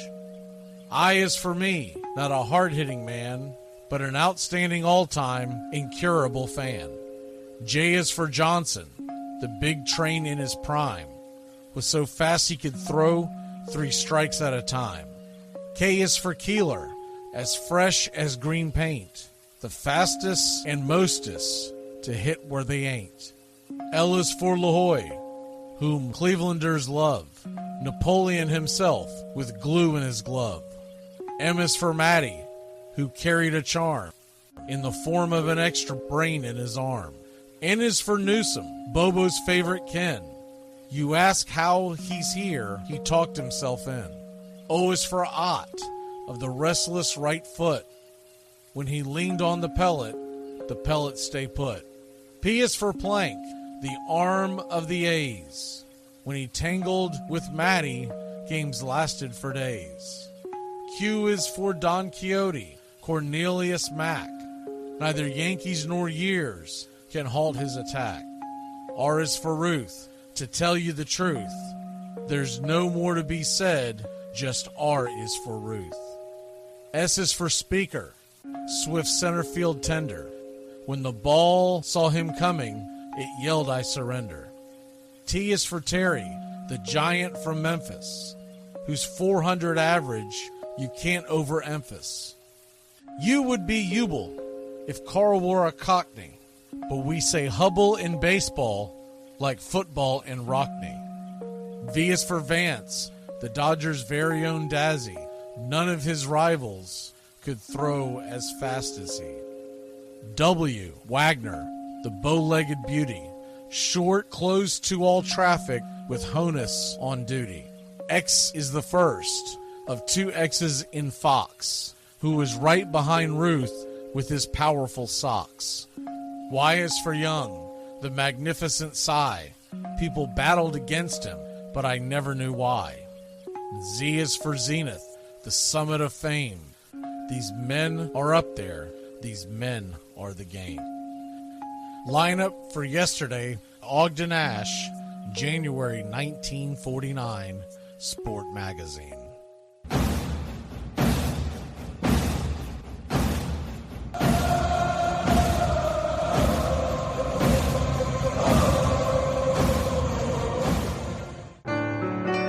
Hey Braves fans, I'm Mac McGee with Braves Country. We'll be right here on the key all year long giving you Braves Country baseball, pitch by pitch, inning by inning of your Atlanta Braves. Make sure to catch Braves Country right here on the key.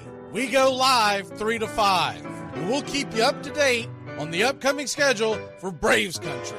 That's Braves Country HD and Braves Country baseball right here on the key.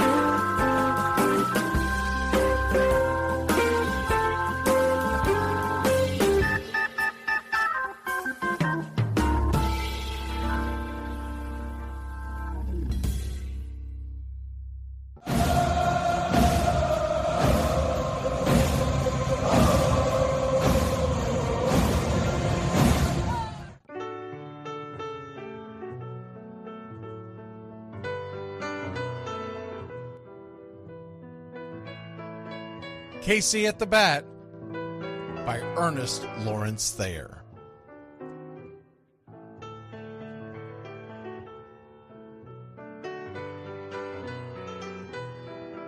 The outlook wasn't brilliant for the Mudville Nine that day. The score stood 4-2, but with 1 inning more to play. And when Cooney died at first, and Barrows did the same, a pall-like silence fell upon the patrons of the game. A straggling few got up to go in deep despair. The rest clung to the hope which springs eternal in the human breast. They thought, if only Casey could but get a whack at that, we'd put up even money now with Casey at the bat. But Flynn preceded Casey, as did Jimmy Blake, and the former was a hoodoo, while the latter was a cake. So upon that stricken multitude grim, melancholy sat, for there seemed but little chance of Casey getting to the bat. But Flynn let drive a single, to the wonderment of all, and Blake, the much despised, tore the cover off the ball. And when the dust had lifted, and men saw what had occurred, there was Jimmy safe at second, and Flynn a hugging third. Then from 5,000 throats and more rose a lusty yell. It rumbled through the valley, it rattled in the dell. It pounded on the mountain and recoiled upon the flat, for Casey, mighty Casey, was advancing to the bat. There was ease in Casey's manner as he stepped into his place. There was pride in Casey's bearing, and a smile lit Casey's face. And when responding to the cheers, he lightly doffed his hat. No stranger in the crowd could doubt 'twas Casey at the bat. 10,000 eyes were on him as he rubbed his hands with dirt. 5,000 tongues applauded when he wiped them on his shirt. Then while the writhing pitcher ground the ball into his hip, defiance flashed in Casey's eye, a sneer cooled Casey's lip. And now the leather-covered sphere came hurtling through the air, and Casey stood a-watching it in a haughty grandeur there.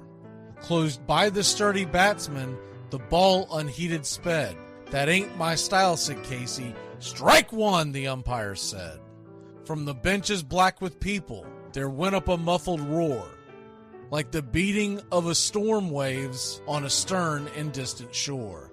"Kill him! Kill the umpire!" shouted someone on the stand, and it's likely they'd have killed him had not Casey raised his hand. With the smile of Christian charity, great Casey's visage shone.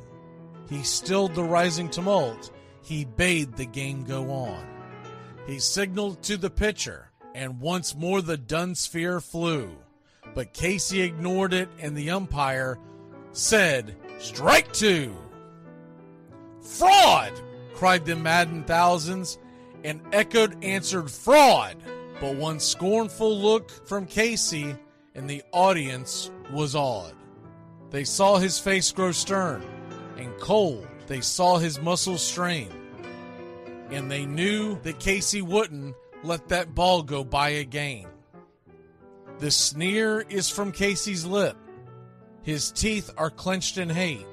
He pounds with cruel violence his bat upon the plate.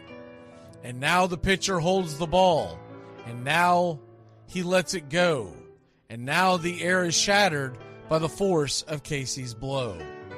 Oh, somewhere in the favored land, the sun is shining bright. The band is playing somewhere, and somewhere hearts are light. And somewhere men are laughing, and somewhere children shout. But there is no joy in Mudville. Mighty Casey has struck out. Casey at the Bat, Ernest Lawrence Thayer, published June 3rd, 1888. San Francisco Examiner.